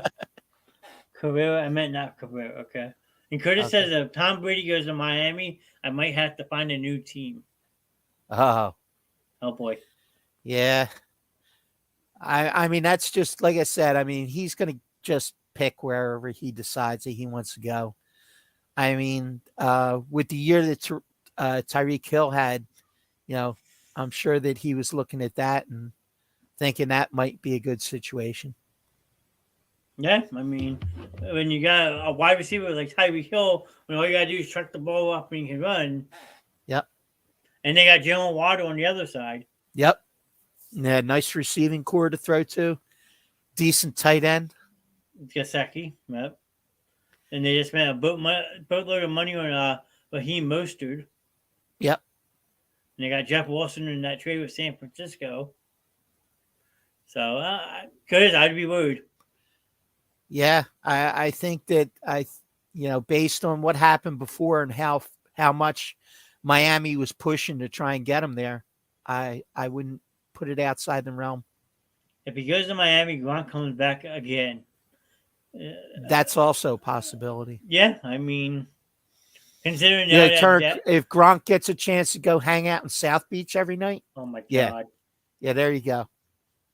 You They've might as well book that. Yeah. They've had him on Fox the last couple weekends. Well, because kicking a $10 million field goal. Yeah, well, I still can't stand him. And he's a horrible analyst. Yeah. Yeah, they brought him in the studio, too. That was the worst part. I hate to say this, but Tom Brady would do really good in Miami. I might have to be a Brady fan. Curtis, don't you dare say that. Curtis, come on, man. No, Curtis, I'm putting you in timeout. Here, wait a second. I got to do a Sheldon. Really, Curtis? Really? Okay, you just saved Curtis from being put in a timeout. Okay. You're welcome, man. I got you. Oh, don't start that again. No. No, don't do it, Ron. That clip still goes around. Yeah. He's putting the scared emoji. Yeah. I scared him. Yeah. Now I got that image pictured in my head. I wish I have the clip saved. I might actually. I don't know, do I? Let's see. Hold on. Is this it? I'm gonna see if I can upload it. See how long this clip is. Hold on. Uh-oh. Yeah, here it is. Ready? We got this, man. We got this. Got this now. Yeah, that was it. That's the Ron Tessing clip, ladies and gentlemen. That's going to be the new start of Tessing Steak. Ron has those evil dad eyes when you know you're in trouble. Luckily, I haven't seen those yet, or have I? No, you haven't. Okay. Kev might have saw him once. Because you got your glasses on half the time, so maybe I'm lucky. Yep. Sure, the glasses come off like. That's it. That's it, man. It's on. But I don't know. I'm just trying to find some wacky, fun sports news if I can. Hold on. Yeah. Anybody in the chat got anything that we missed tonight? You guys have been great tonight, by the way. You gave us some great talking points. I'm going to bed. Sorry, Dad. Yo, man, that's enough with the dad stuff, dude. Come on. Really? Really, Kev? Really? So apparently, down in Brazil, a referee yellow card one of the main players and then took a selfie with him as he's walking off the field. Wow. Nice. Kevin said glasses are off. I'm in trouble. That's it, man. What else we got? Just remember, I'll see you Wednesday night, and then I'm crossing the state line, so I can pretty much do anything I want, and I won't get apprehended for at least a weekend. Because Wednesday night, right out of bowling, we're on the road. There you go. And then supposedly, I gotta click on the article. Hold on. And where's this at? Over in Norway, there was they were doing a cyclist race, and the lead pack had a 30-second lead on the rest of the pack. Hide me and my golf clubs in the trunk. I mean, Ron would do anything if you want to go, Kev. Just say it. But apparently, 4 cyclists were stuck at a drawbridge. They were the 4 leading cyclists, and a drawbridge went up, causing them to lose the 30-second lead because the bridge went up and then had to go back down. Oh, wow. That was over in Norway. Kev, the only problem is that my trunk would have to be able to hold you, the golf clubs, and the dog. That ain't no good, man. I ain't got that kind of trunk space, dude. Otherwise, you'd be set. I got 14 guys ready to rock and roll, so I can guarantee it's going to be a fun time. We'll get you there one of these times for sure. Me too, Kev. Kev, me and you will make a pact right now. We go next year. Me and Kevin playing. We'll get down there on the road. We'll find a way, Kevin. There you go. We'll take my tiny car. My little 3-door hatchback. Yeah, I said 3-door hatchback. 3-door hatchback. At the year I was 100%, and my dog walker has back surgery. Yep. Aw. A dog having back surgery. That has to be a weird surgery. That must be painful in a way. No, I think it was the dog walker, the person who walked the dog, that had the back surgery. Oh, my dog. Not my dog walker. It was my dog walker. Yeah, I got you. My bad. He capitalized Walker, so I can understand why it's all about the punctuation. It's the difference between let's eat grandma and let's eat grandma. It's all about the punctuation, dude.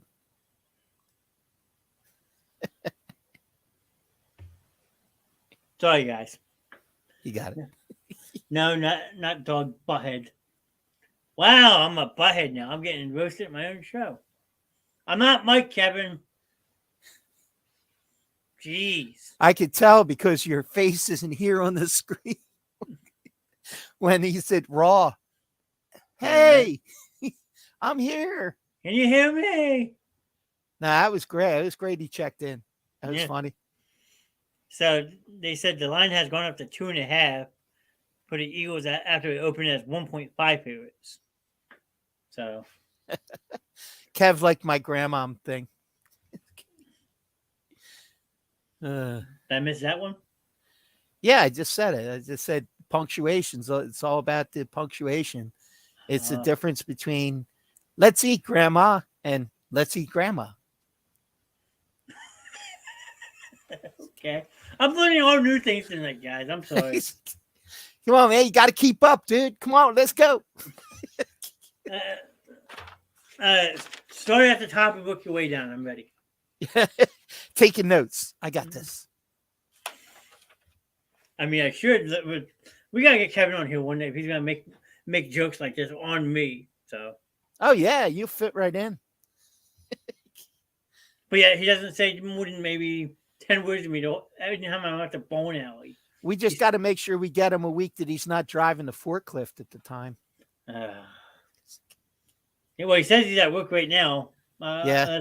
Unless he's home already. That kind of scared me the one day he's chit-chatting on a forklift. It's like. Yeah. It was a OSHA violation waiting to happen. Usain Bolt got scammed out of $2 million? Wow. And Kevin said, no, I got home at 7:30. He got home 7:30. Okay. Okay, good. So he got scammed out of $2 million. They must have ran that bank account real quick. Yeah. It was a Nigerian prince apparently Oh, yeah? who was giving him an offering. See if I can find it. They were about to cancel his social security number, so he had to go get $2 million in Google Play cards.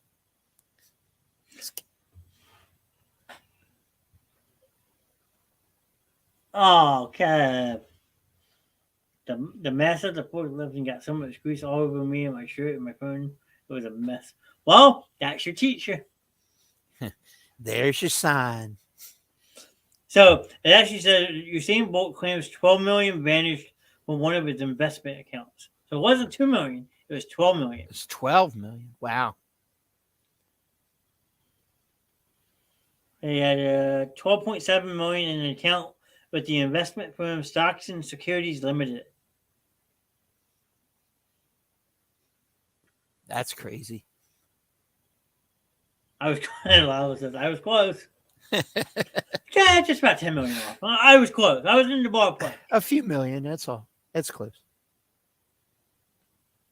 I didn't know he was worth that much. Though. What's a couple zeros between friends? Well, I'm betting you didn't know this neither. Usain Bolt had a net worth of $90 million. Wow. All from a guy who ran track That's insane. in Jamaica. Yeah, it sounded like he was part of the bobsled team. Yeah. But I still loved Friends. It was fun. I'm just a little tiny bit mad that someone said I was cheating. Uh-oh. Uh-oh. Uh-oh. Scandalous on the basement show? I hope not. I didn't cheat. Can't imagine. 90 million to run 100 yards really fast is crazy. Probably all the endorsements he gets. Because for a lot of years, he was like, what, the fastest man in the world. Fastest man in the world, yep. So you well, he would rob banks and he'd leave on foot, so he was so fast nobody caught him. That is possible. Well, I'm just saying that, you could trademark that. You could endorsements of that. Like, you could make. Oh yeah, internationally, he had a huge amount of endorsements.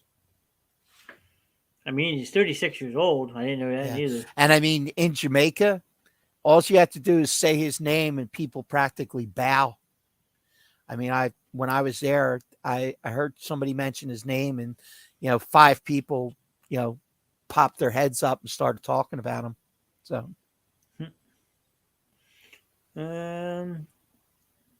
he during the Olympic years, he would make $20 to $30 million just a year. Wow. No scandal. I just think it's funny. I hear question and answer question, but phone down and drive backwards.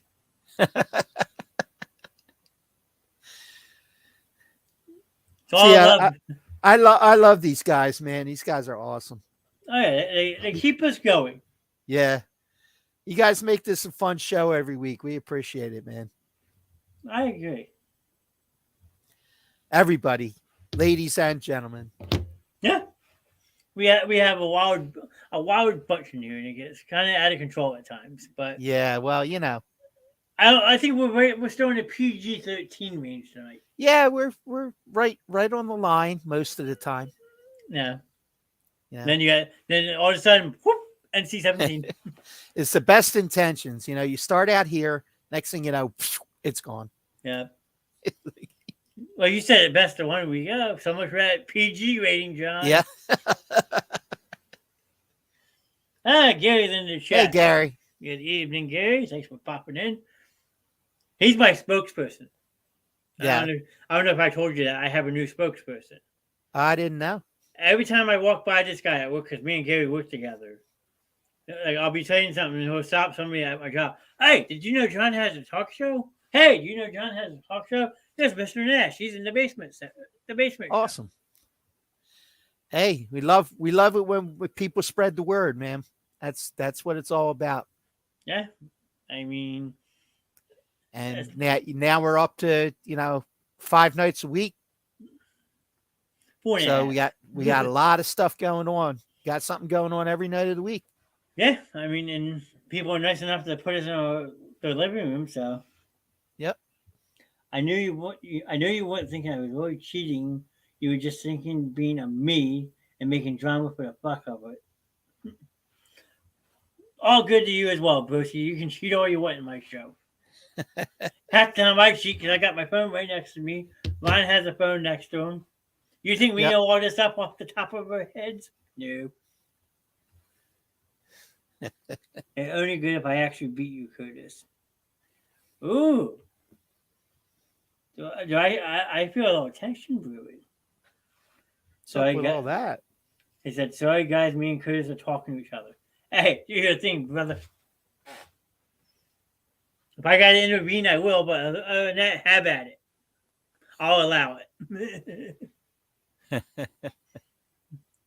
Who was famous for saying that? It was an old UFC rep. I'll allow it. Oh, Was that Mills Lane? Mills Lane. Yeah. Yep. Back when they had that, they made Celebrity Death Match. I couldn't get it out fast enough. Thank you, Ron. Yep. That was all. I go back and watch some of them sometimes. They're on Paramount Plus. Classic TV show. Yep. And some of the Clay celebrities, weirdly enough, look just like the real people. Yeah, they do, and the voice impersonations and stuff. Although Mills Lane did do his own voice. I did hear that. Yeah. So. And they're promoting the Royal Rumble because that Royal Rumble's on Saturday. They moved through for some reason doing a lot of wrestling pay-per-views now on Saturday night instead of Sunday. During football season. I think it was even after football season. Yeah. But yeah, that's true. There was some on Saturdays, and the ones from Saudi Arabia, they have messed with the times and stuff. So all fun and games. So me and Curtis beat John's button trivia. Bring it.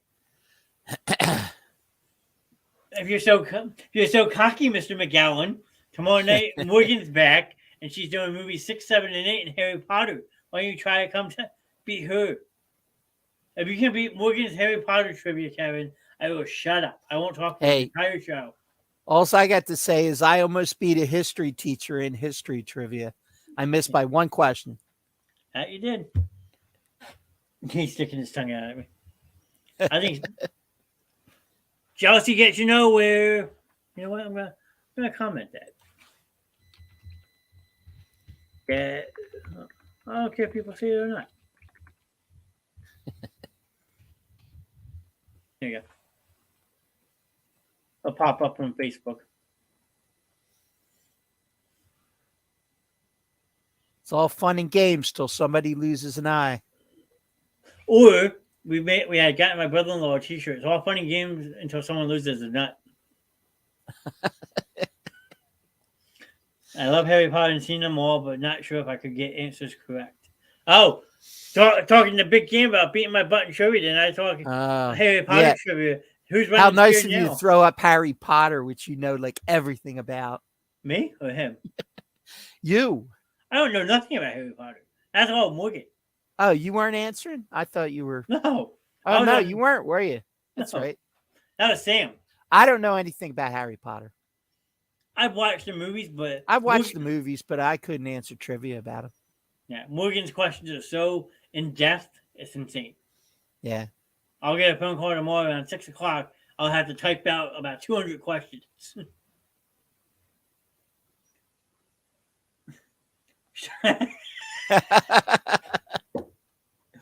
Shut up, jerk.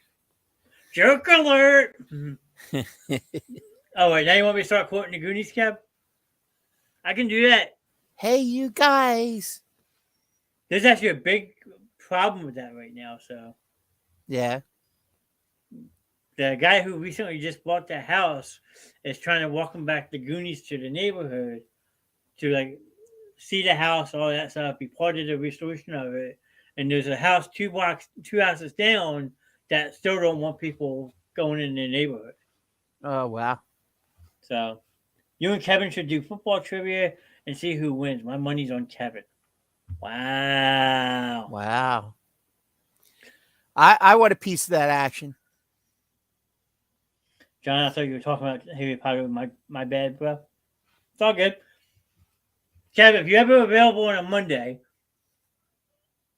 if we do Goonies, I'll kill you all. Now he's calling me out on my own show, and now Again, he's threats. then he's saying he could kill me in my favorite movie that I used to watch 5-6 times a day as a kid. You know, this is archived and can be used as evidence. You know this, right? Yeah, but not even that. And then I got Curtis taking Kevin's side. So to me, it sounds like you just got yourself a part-time job, Ron. Yeah. You know what that is, right? Yeah. What's that? We're gonna have Curtis and Kevin join us. You're gonna dress up as a referee, ask all the questions. Me, Kevin, are gonna go head to head in trivia, and you're now the referee of that. Nice. What do you think? Sure, why not? We're gladiators after all. We gotta fight to the death. Absolutely. You are correct, sir. Well, he's saying, haha, now me and Curtis are tag teaming you and Ron. Well, why don't you and Curtis jump on the show one night? You want to be a big bad tag team? Wait, yeah.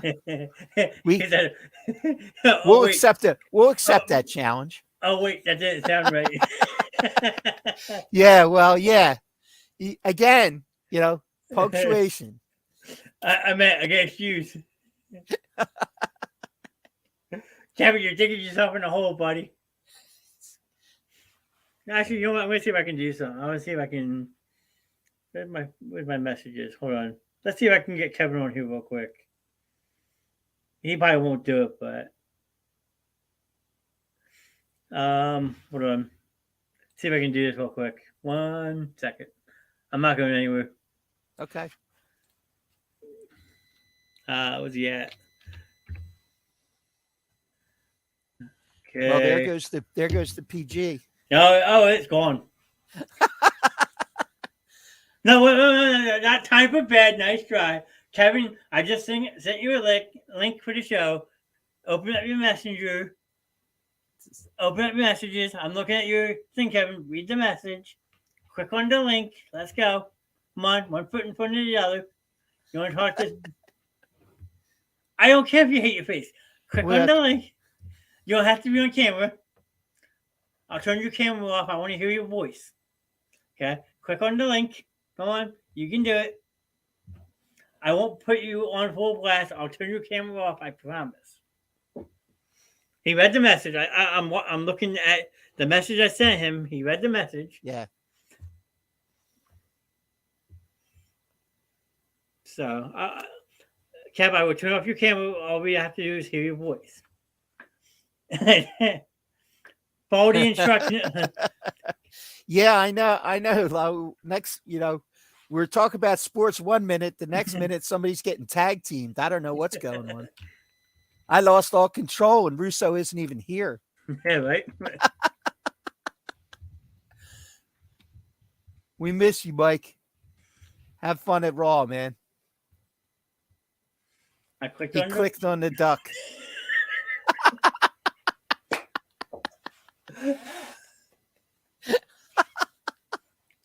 Oh, it's just that easy for it just to go off the rails. That's all. Oh, yeah.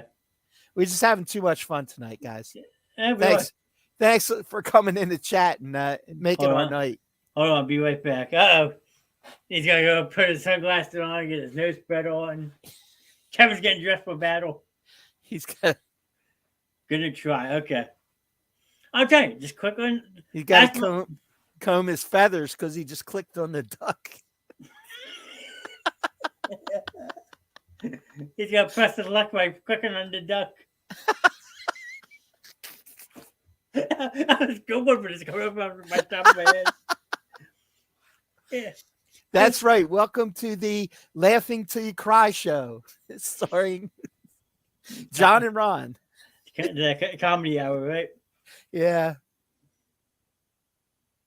Yeah, at least we got Curtis laughing at us, which is good. Oh, I mean, if you're just tuning in or you're coming and going in and out, this is no longer Sports Gladiators. We are now the Laughing Stock of Facebook, but we're having fun doing it. Yes, indeed. If you're watching us on a flat screen TV, Thank you, but You get 50. You get 56 inches of this stuff. it's this guy. Hey, Hey.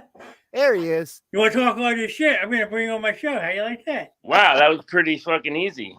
Yeah, Yeah, I it told is. you. Even after you click on the duck. Yeah, I clicked on the duck. What the fuck?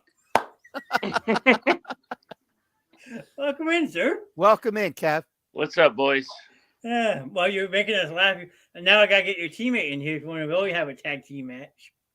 Hold on, let me put the best team in football on. Hold on, here we go. There you go. I got mine on. There we go. Click on I got the duck. What the fuck? Sloppy Joe's in Key West. That was one of my favorite girls when I was down in Florida. Yeah. You know, now you got Jimmy Duke saying, "Clicked on the duck." What the fuck? We'll have to put that in quotes for you, Kev. Clicked on the duck. That's what I did, and then it's like copy links, and then I went to Safari, and then I did paste and go, and all of a sudden I was here. Yeah, Yeah, well, there you go. Told you it was easy. Yeah, apparently. I mean, hell, you made it here faster than Mike does on a Tuesday night. Well, it is Mike. There's not a lot of fucking, Yeah, It's Mike. we didn't expect him to pop in on Raw like that. I mean, what the hell is this? Yeah. He was enjoying himself, though, I guess. I guess. Yeah, I man. mean, I haven't been watching it. Has it been a good show? It's on in the background, but it's been pretty like drawn out for everything. Like it's been like when I told you Ric Flair came out, Mm-hmm. and then Charlotte came out, and it was a whole like 10-minute thing. It's like so much drama, and like nothing gets done. Yeah. Like Becky Lynch was supposed to have against Bayley was supposed to have a cage match, and then Becky gets beat up by Bayley's friends before the cage comes down, and then there is no cage match. They go to commercial. Like it's just a bunch of stupid drama just to have the whole 30-year experience, Well, they Well, still got Taker to bring out. Yeah, he came out already on a motorcycle. Yeah. He came out before Flair did. Oh, okay. He came out. I'm and not then- watching, so I don't. Yeah, he came out on the motorcycle. It got dark, and then the person that he was messing with didn't know where to go. And then, Taker was already in the ring, Oh boy. and the lights came up, and he's like, "Oh my God, I'm gonna die," And then who was it? Who's the one that holds the lantern? Bray Wyatt. Okay, Yeah, Bray Wyatt. Wyatt. He was coming down the ramp, and whatever wrestler that was being a douche, whatever, he didn't know where to go because Wyatt was coming down the ramp and Taker was in the ring, and then it just became a whole thing. And then the best part was Taker went to get on the motorcycle to go back up the ramp to leave, and it wouldn't start. So they kept like putting the camera away until you heard the motor start, and then they went back to him because he finally could get up the ramp to leave. that's insane. It literally took like 5 minutes for him to get the motorcycle to start. He had a fan. You could tell on the camera he had a fan telling him how to start the motorcycle. He's like, "Yeah, I think your gas is off. Pull the choke, something." Like it was hilarious. That's funny. Now, this time around, 'cause I know last time they did a big celebration for Raw 25, they did it in two different arenas. Yeah, Is this all in Philly tonight? Or they Yeah, did- it's all Philly, yeah. tonight, yeah. So that's better in a way, because I know someone that went to Raw 25 at the old Brooklyn Center or whatever, and they said that you would have to wait like an hour before something happened. Yeah, that's No. pretty much what's happening. They're showing a bunch of videos. Like it literally started out, Hulk Hogan came out and said, "Yeah, Philadelphia Eagles, blah, blah, blah. The Hulkster is going to run with you, blah, blah, blah." And then it went right to the whole Usos and what the hell's his name? Roman Sami Reigns. Zayn. Roman Reigns and Zayn. Yeah. That was like a whole I felt like it was almost a half hour of them just bullshitting and doing a contract. And then it was just like videos and videos and videos. John Cena. And then that was it. Like shitty wrestling. I pretty much didn't see any wrestling tonight. I swear to God. So is it worth the money to pay for a show like this to at least If see you're people there, like this? it's worth the money. When you're on TV, when you're watching it at home, it's not worth, even though it's free, it's not like it's pay-per-view. Yeah. But if you're there, it's worth it because you get to see all those people live and you get to see all the reaction and all the stuff they do when they go to commercial. Like that's like the thing. Like I've been there a few times. Like John Cena and like the Eagles were in the playoffs. Like as soon as it went to commercial, he'd start doing like Eagles fly, and all like make up songs and stuff. Yeah, That's stuff that you don't see when it's live. that's true. Oh, I've been to Yeah. plenty of live shows, but like sometimes they just fight outside the ring and there's no count out or nothing like that. But then when they're going back from commercial, they both get back in the ring like nothing happened. Yeah, it's you're there and it goes dark and they're just sitting there waiting for the commercial to get over. Like, all right, and then all of a sudden they're alive again. My friend Morgan says Roman Reigns with a heart and love emoji. I guess someone else likes Roman Reigns in the chat. There you go. God. I mean, Roman Reigns as a heel is good. Better than a face Roman Reigns. I will give him that. But this whole bloodline, him holding both belts for over 2 years, it's getting old. Yeah, and then Well, he's about to drop the belt, so Yeah, because he's about to leave. well, he's going to take a break for a while. Yeah, he's going to I was Hollywood. never a fan.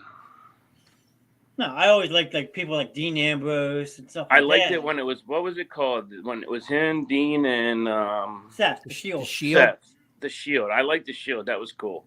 Yeah. Especially because one time when me and Mike and Dom and Melinda and stuff, and then Dom's kid and then my kid, we were all sitting in these seats, and the Shield came up our row and did their whole like spiel on the radio, like on TV. Mm-hmm. Right next, like literally 3 feet in front of us. They did the whole thing. It was pretty cool. So that's when I fell in love with the Shield. That was cool. Yeah. What was it? Extreme Rules 2014. I was up at the iZone Center, the old Continental Airlines Arena, when they had that 3-on-3 match with Evolution. Okay. I was sitting 2 sections over from when Rollins jumped off the balcony onto Batista. So to see that was pretty cool. Yeah, it's different when you're there in person. Like, if you're like, oh, I watch wrestling on TV, and like some chick's probably like, what are you, like 12? But, it's the same as football. It's obviously scripted, but it's when you're there in real life, it's such a different experience. Like, you don't, like, say I never watched wrestling on TV in my entire life, but when you go there in person, it's like, holy shit, like, this is pretty awesome, Yeah. Well, I've been to ECW Arena a couple times, and you want to talk about a wild, wild atmosphere. Oh, man. That I was can't just imagine. insanity. I couldn't imagine back then. I hit somebody with a cookie sheet. I'm serious. I did, because you used to bring stuff to the house. Yeah, and they let you in. That's how the guys like Ducky at bowling And they'd Dom set you and up. guys, They'd say, okay, well, I'm going to come by you. When I come by, you hit me. You hit me in the head. Yeah. Yeah. I mean, they would actually tell you what to do. And then when they would come past you, you whack them. Just Yeah. That's what shows that Ducky and at bowling, there's a couple guys. One of the guys that bowls in our league, the little short guy, he used to be on. His locker's near ours in the pinball thing. I know the guy you're talking about. Yeah, he runs a bunch of shows, and that's what his shows are, right in Washington Township or Williamstown. Yeah. You got those guys that are like, all right, lay down 1,000 thumbtacks, and then I'll, fall on them. Like, get the hell out of here. Yeah. Are you kidding me? Barbed wire baseball bat that's on fire. The light bulbs, everything. The fluorescent tubes. I was gonna say you won't watch that's old backyard wrestling stuff. Yeah. Well, there's still CZW does it every year. They have a tournament of death, and one of the matches they have is a fluorescent light bulb match. Yeah. And they just beat the piss out of each other, but they have to do it down in Delaware because it's illegal in Jersey to do. Yeah, because the Sporting Commission in New Jersey banned that kind of stuff. But if you watch CZW back in the day, Luke Harper and Dean Ambrose, Moxley, or whatever his name is now, put on some great matches. I remember the one match, Moxley literally tells Luke Harper. Yeah, what is it, John Moxley? Is that what it is? John Moxley's in AEW. Yeah. That's what he was in CZW when he first started. Yeah, before he went to WWE, right? Yeah, and Luke Harper was Brody Lee. Okay. So he literally tells Harper, cut me. So Harper takes a weed whacker and goes right across the top of his forehead. It is the most sickening thing you ever seen in your Oh life. my God, I've used a lot of weed whackers and been hitting the shins with a lot of stones. Yeah, so I wouldn't want to imagine- be hit with the actual string. Holy Yeah. crap! Imagine one going across your forehead. Yeah, no, thank you. And then the same axe, he takes it and runs him in the nuts with it. I'm still going through with pain, freaking from my dog breaking my nose a month ago. Christ. Doesn't look that bad. You're That good. takes manscaping to a new level. That's my Ron. I don't Well, with your old ass, it's probably gonna need it. Freaking like that '70s man or bush or like Nowadays everybody's shaving. Now they probably use weed whackers. Now it's called a weed whacker now. I think the one I have is called a weed whacker. I guess I'm joining this club on Saturday. Considering I'm turning 36 on Saturday, I guess you can call me an old man now, huh? Yeah, you're old. I'm still older than you, but yeah, you're old. Yeah. Trust me, I feel every day of it. But I don't know anything else. Like, I mean, your tag team partner, the one you're teaming up with it on, hasn't said much. I don't know if he's still on or not. So. Yeah, I don't know who he is, but he's the one that accused me of cheating on Friends. I'm like, just because I was the first answer, that would make sense that I wasn't cheating. Curtis is a good friend of mine. I met him for another stream. He's actually from up north. He's up in Canada, so. Yeah, I don't care. Obviously, it's just fun, but. Oh yeah, that's what the show's all about. But like, I don't even know if it's like I always see my posts show up later than others, even though I typed it first. Like I see when I type, I'm like, oh, I'm the first one, but then it's like 7 down from other people, so maybe that's why they think it. Yeah, but then all kinds of delays. Yeah, then I'm driving through a warehouse. I lose reception half the time, and then I literally drop the phone down the front of my forklift out of a little pocket. It took me 20 minutes. I had to go get like a claw, put gloves on. It was so greasy and disgusting. I had to throw the sleeve away. My shirt with long sleeves, I had to throw it away. There was so much grease on it. Oh, jeez. And in the meantime, I got the earbud. So I'm listening. So I'm like, God damn it, I know that answer, but I can't answer because I can't get my damn phone out. I can't get the phone stuck in the forklift. Well, what's the lesson of that story, Chad? Don't drive a forklift and be on your phone. Yeah, that's what I said that night. I said, I guess I didn't learn my lesson. Yeah. He says that now, but he'll be the first one in there tomorrow night. Hey, I'm on a forklift. I'm ready to go. Hold on, wait. Nope, I'm days tomorrow, so I'm 7 a.m. to 7 p.m. So you're safe. Yeah, I'll be home again. Well, my friend Morgan should be back. We're doing movies 6, 7, and 8 of Harry Potter tomorrow night. So yeah, see, I love all the Harry Potters. I watched them all a zillion times. I can never remember the name in order, like the Sorcerer's Stone and the Phoenix and all that. Like, so I probably know a lot of answers. I just could never probably remember them the right way. Well, plus there's some real experts that were tuned in the last time you guys did it.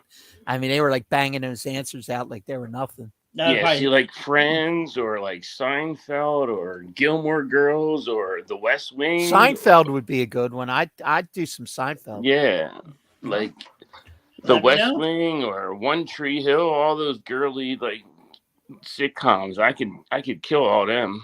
One Tree Hill was not a good sitcom. I watched that. Are you? Yeah. See, I didn't watch it until about a year ago. Are you sure you need to manscape? See, One Tree Hill came out when I was married and my daughter was born. I was like, One Tree Hill, that sounds stupid. That's definitely a chick show. So I never watched it. And then like the last year or so, I found it on Hulu and I was working on the forklift. I just taped my phone to my freaking armrest and it just played and played and played. And I just went through every episode. I'm like, oh, it's not a bad show.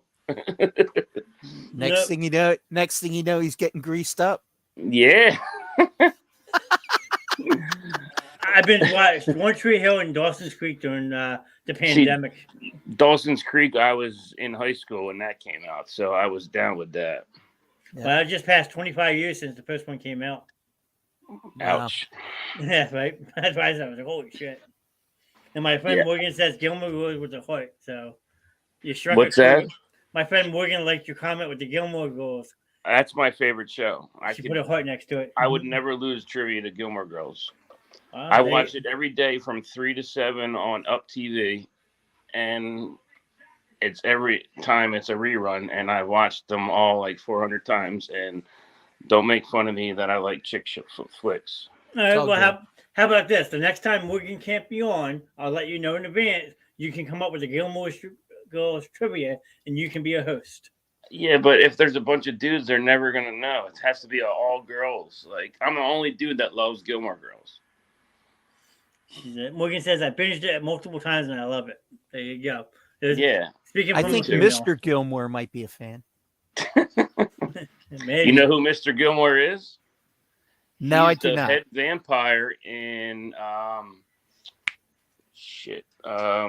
Keith Sutherland on the boardwalk. When they were vampires, dirt bikes in the 80s. Lost Boys? Lost Boys, the head vampire. Okay. The old man that had the store that the mom came to work at and became a dinner. Chris Sarandon? The old guy. Yeah. Okay. He was tall. He's real tall. All right. That's actually Mr. Gilmore. Oh, okay. He was the one they tried to do at dinner. They tried to do garlic and all that stuff, but because he was invited in, it didn't work. And he was the head vampire. That's actually Mr. Gilmore on Gilmore Girls. Sorry. Why vampires never attack the Italians? Yeah, because all the garlic in their pasta. It spit that shit right out. My friend Morgan said do a ladies' night. I told her she can run that show. Yeah. There you go. You and Morgan do a ladies' night. You do Gilmore Girls. All right. Hey, Kathy and Stephanie would be up for that too. Oh, I'm sure I could probably get a bunch of people. Yeah. But I don't know. All right, we about to call it a night here, guys. Yeah, I gotta be up. Late. In 6 hours. So you go to bed then. I appreciate you hopping in for a little bit, Kev. Yeah, thanks for popping in, Kev. Nice to talk to you, boys. Without having to type and then mess up a type and then write it in a book and try to fix it. Well, now you know how to do it. It's nice and easy, like I said. Yeah, you just find the duck. But good night, Curtis. Yeah, Curtis is saying good night. We appreciate night, Morgan. boys. Good night, Kev. Yeah. Now there's something. Good night, all. Now, hey now. Morgan, be nice. We're getting negative energy here, man. But let's just do a quick recap of the rest of the week, so everybody that's still on here, just make sure we remind them about the goings on for the rest of the week. Yeah, well, we got Morgan Peak back in the studio tomorrow night for entertainment night. She should be doing her last couple of Harry Potter movies. She said, just trying to prepare you. I'm ignoring that comment. That's okay. So okay. Morgan should be back tomorrow night for entertainment night. Wednesday's week 2 of Video Game Mania. I will be joined in studio by, where's he at? He commented earlier. Jimmy Dukes Gaming will be joining us live Wednesday night. It's one of my friends. He's a streamer. We should have another crazy, wild Mike Russo show Thursday night, hopefully. And as of now, Friday night movie night, we don't know what we're talking about yet, but it will be something movie related. So we appreciate you, Curtis. We definitely do, and we know you're here for us. We definitely appreciate the support, dude. Absolutely. One of these times we'll get Curtis to join us. I'll convince him to join us one night. Okay, that'd be good. He's a really chill, cool dude to talk to. So awesome. And hopefully, if he's alive on Thursday, well, I'm not holding my breath. That's what I'm going to say. Oh, well, and then you forgot one more show. Well, that's a week from now. But no, 6 days. You're right. 6 days. That would be Sunday. Yeah, and that's going to piss Morgan off. But when the Eagles win on Sunday, I'm going to set up a show. Ron's going to join us live from Myrtle Beach, somewhere in a bar, Fisher's Tavern. Fisher's Bar and Grill. It's the premier Eagles bar in Myrtle Beach, South Carolina. It was owned by a guy who used to live up here. The entire place is decked out in Eagles gear. They have a great cheesesteak that they fly in Amorosa rolls every day into the airport. So you don't use any of those sourdough rolls that they use down south. It's an authentic place, and this place will be rocking. Oh, I'm sure. So when we win, you'll get to experience it, the pandemonium that is Fisher's Bar and Grill. 6 p.m. Sunday, the Eagles will be making plans for the hotel rooms in Arizona. Another one that's confident, so I'm trying not to get too excited. No, but hey, it's going to be a good game. It should be. It could go either way. Let's be honest. And then before we sign off, will we rooting for Cincinnati or KC if we win? I personally think it's KC. I know. I think you were kind of leaning towards the Bengals. A little bit. It's a 50-50. Yeah. I mean, as long as it's a good game, as long as Mahomes don't mess himself up. Wow. I think that, I could go either way. Well, last time I hoped for a good game, the game wound up being 38-7. So I'm not saying nothing this time. Yeah. Cincinnati because of Pat's injury. Kevin's going with the Bengals too? Well, everybody's thinking that Mahomes would be ready. But as always, thanks everyone who jumped in. We had Kevin in here, actually live for a minute. Gary popped in, Curtis, Morgan, Gamer Green, who's a really cool guy. Hope to have him on in a couple weeks. Jimmy Duke's Gaming stopped in. We had Sheldon. I think he won tonight, by the way. Yeah. I think I saw 2 really ones and everybody else only had 1. Yep, that's right. So we won that title for the week. And I didn't get the third one after my take. I was disappointed there. I thought for sure I'd get a third one. Possibly. A lot of those showing some love, even though he's rooting for the Niners, but that's okay. Who else did we have tonight? Your nephew Ken stopped in for a little bit. Yep. Hopefully he goes back and rewatches the show. My sister with the whole fuck the Cowboys, teach them young. Yeah. Which was funny. Who else? We had my friend Jason, who is background movie guy. Yep. He's a very cool one. I'm hoping that I can talk to him about coming on one night and explaining what he does. He's been in about 6 or 7 movies. Ken Calhoun. Yep, your nephew Ken. Glad to see he's feeling better. Yep. And that was about it. I think that was everybody. Everybody that commented anyway. And then we had some other people that were in that were just kind of hanging out and listening. Yeah, we had a double like from Gamer Green. Jimmy Dukes dropped the like. I know Dave Clayton was probably listening. Yep. But I saw him earlier. So he said he was going to be listening while he was working. Ooh, apparently Brady sounded off on a podcast about losing with Tampa Bay in the playoffs. Really? I might have to go back and listen to. Yeah. Wait, just to get back on track. Why is Morgan? To get back on track, why is Morgan trying to prepare us for an Eagles loss? She grew up a Patriots fan and started hating football. So now anything to do with the Eagles, she throws it in my face that the Eagles suck. So I give her a free pass. She's my best friend. I can't be mad at her. She voices her opinion. So she's all around a good person, Kev, I promise. He said, oh, okay, that makes sense. Yep. So just wondering, she's a wonderful person. She means no harm. She kind of does it out of spite nowadays, which I just have learned to accept. Just does it to poke. The poke. Poke.